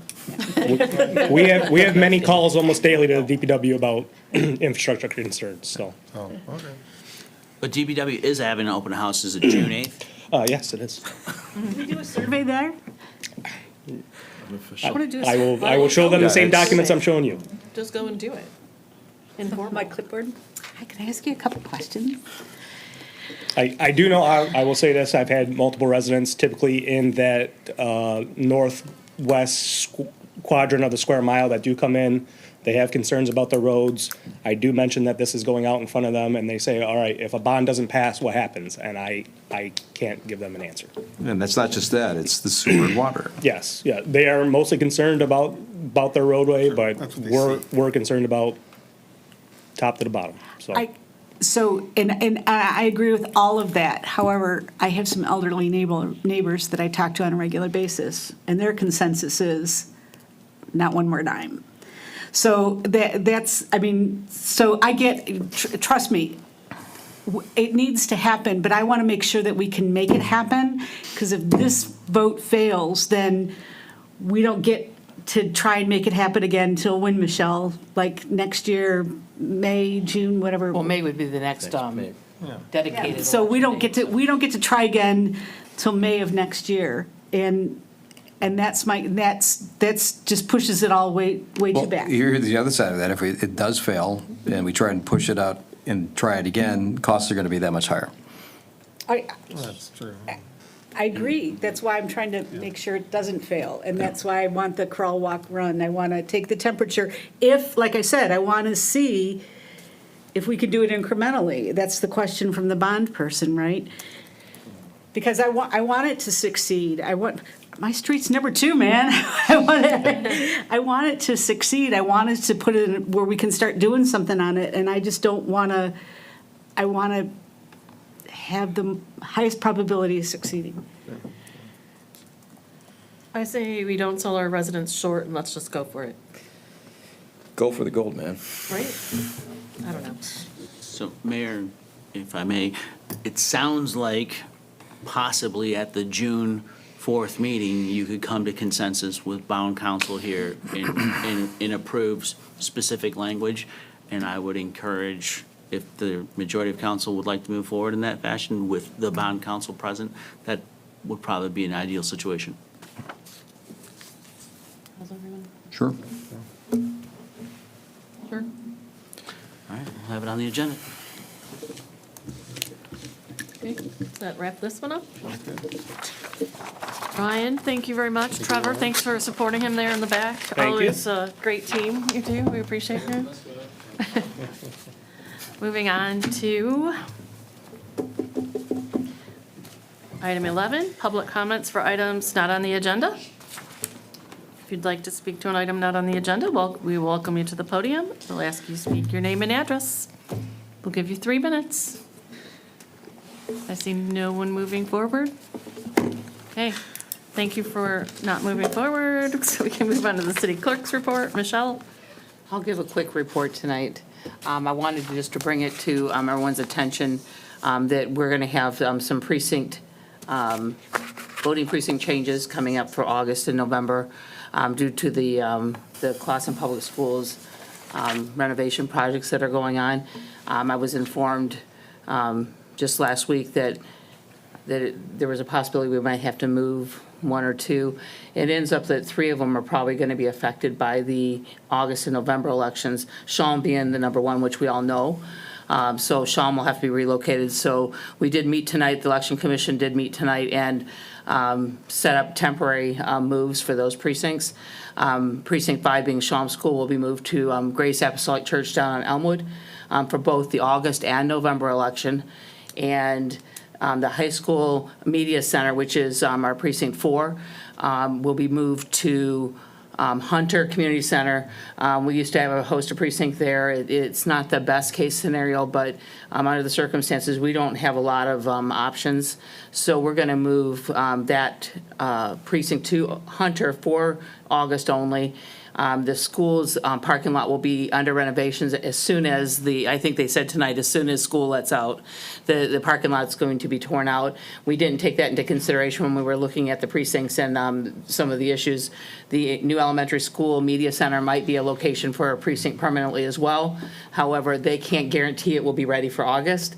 It might be ready for November. So we're kind of up in the air on a couple of those, but we have officially moved those 2 precincts. We will notify all the voters of their temporary change. I really hate to do it on this year's elections, being a very busy election. However, there's no other options at this point. The schools did offer a different location within the building. However, we're hoping to start Broadacre reconstruction.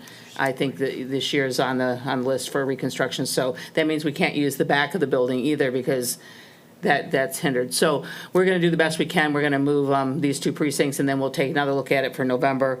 Hopefully find a new home or maybe draw the lines to, maybe downsize 1 precinct. But we'll work on that through these next few months, and that's all I have tonight. So you brought up something as far as downsizing our precincts, and that was one of the questions that I had as far as is redistricting finished? I don't remember. I think there's still some drawing happening. I do have emails out to the state and to the county trying to get some clarification on that. However, nobody's contacted me directly, so I'm not sure where we are with it. But what I can see right now is that there could still be. I think it's the House that we're still we have 2 different reps.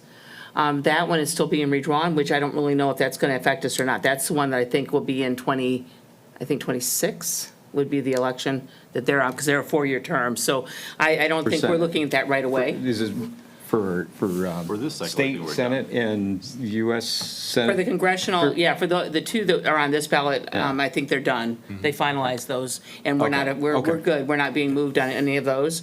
But we do have the other district, I'm trying to find out when that's going to be or if that's happening now. But for now, we're going to just temporarily move our precincts, send out notifications to our electors, and, put signage up to let them know where the new voting location is.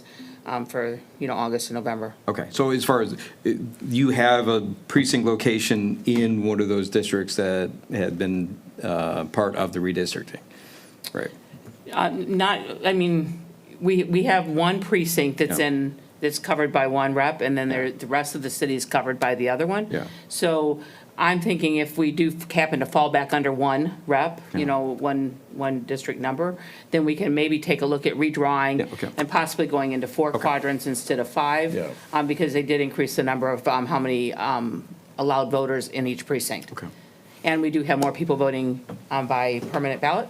So that number is dropping on walk-ins. So you're looking at more people voting early or voting by absentee or by, permanent ballot. So I think the numbers are getting less for walk-ins. Okay, and the other location for voting, is it still over at the Troy Community Center? The Is early that- voting site's going to be in the same location, Okay. yes. Okay. Thank you. Okay, thank you, Michelle. Mr. Nushai? Thank you. Very briefly, Madam Mayor, I just wanted to let you know that the Ordinance Review Committee met again today. It was a very good discussion, and then one of those items will be forwarded to an agenda, the second meeting in June for the city manager, and I think you'll have just about as much fun as we did today. So, other than that, Madam Mayor, I have nothing further. Thank you. Any questions for our city manager? Oh, great answer. Moving on to our city, sorry, I called you city manager again. I always do that. It's our city manager's turn. Mr. Ricker? Yes, thank you, Madam Mayor. 2 things. One, I cannot express enough the support from staff in regards to working with the school district with this kind of obscure item, this land swap. It took 3 meetings. It took a lot of legwork and a lot of coordination with the school district, so I appreciate that. I don't think we would have been able to get to that if we didn't work so hard on our relationship for the last year and change. So I think that is a testament to the fruits of our labor. I thank President Board Frank for being here tonight, going the distance, beginning to end. And I have one announcement in regards to Memorial Day. So Memorial Day, the city of Clawson will have its traditional Memorial Day observation at the gazebo. And we'll have, there'll be the playing of taps. Someone's going to play the taps. We're going to have some speeches from our elected officials. The Boy Scouts will present the flag to the mayor. They will also raise and lower the flag to half-mast. You'll have honor guard for the rifle volleys. I think they're going to have some people come up and share some personal stories. And also the Grace Apostolic Choir will be in attendance to sing a couple patriotic songs. So, Nice. and we actually already have some ideas to make it even better for next year. Good. That's nice. Anything else? No, ma'am. Okay, city council comments. Councilmember Pinkowski? None for me. Thank you. Mayor Pro Tem? Got nothing? Councilmember Anderson? No, ma'am. And Councilmember Shepherd? No, thank you. Okay, I just want to thank everyone for coming here this evening, for participating in this process, and remind people that there's a Blair Bazaar Sunday, June 1st. I think it's 11 to, I don't know, it starts at 11, I think. So we'll check that out and go, it's fun. And that's it. Let's call for a motion to close. Motion or adjourn? Support? All in favor, I mean, all at once. Michelle? Mayor Milan? Yes. Mayor Pro Tem Moffett? Yes. Councilmember Shepherd? Yes. Councilmember Anderson? Yes. Councilmember Binkowski? Yes. Meeting adjourned.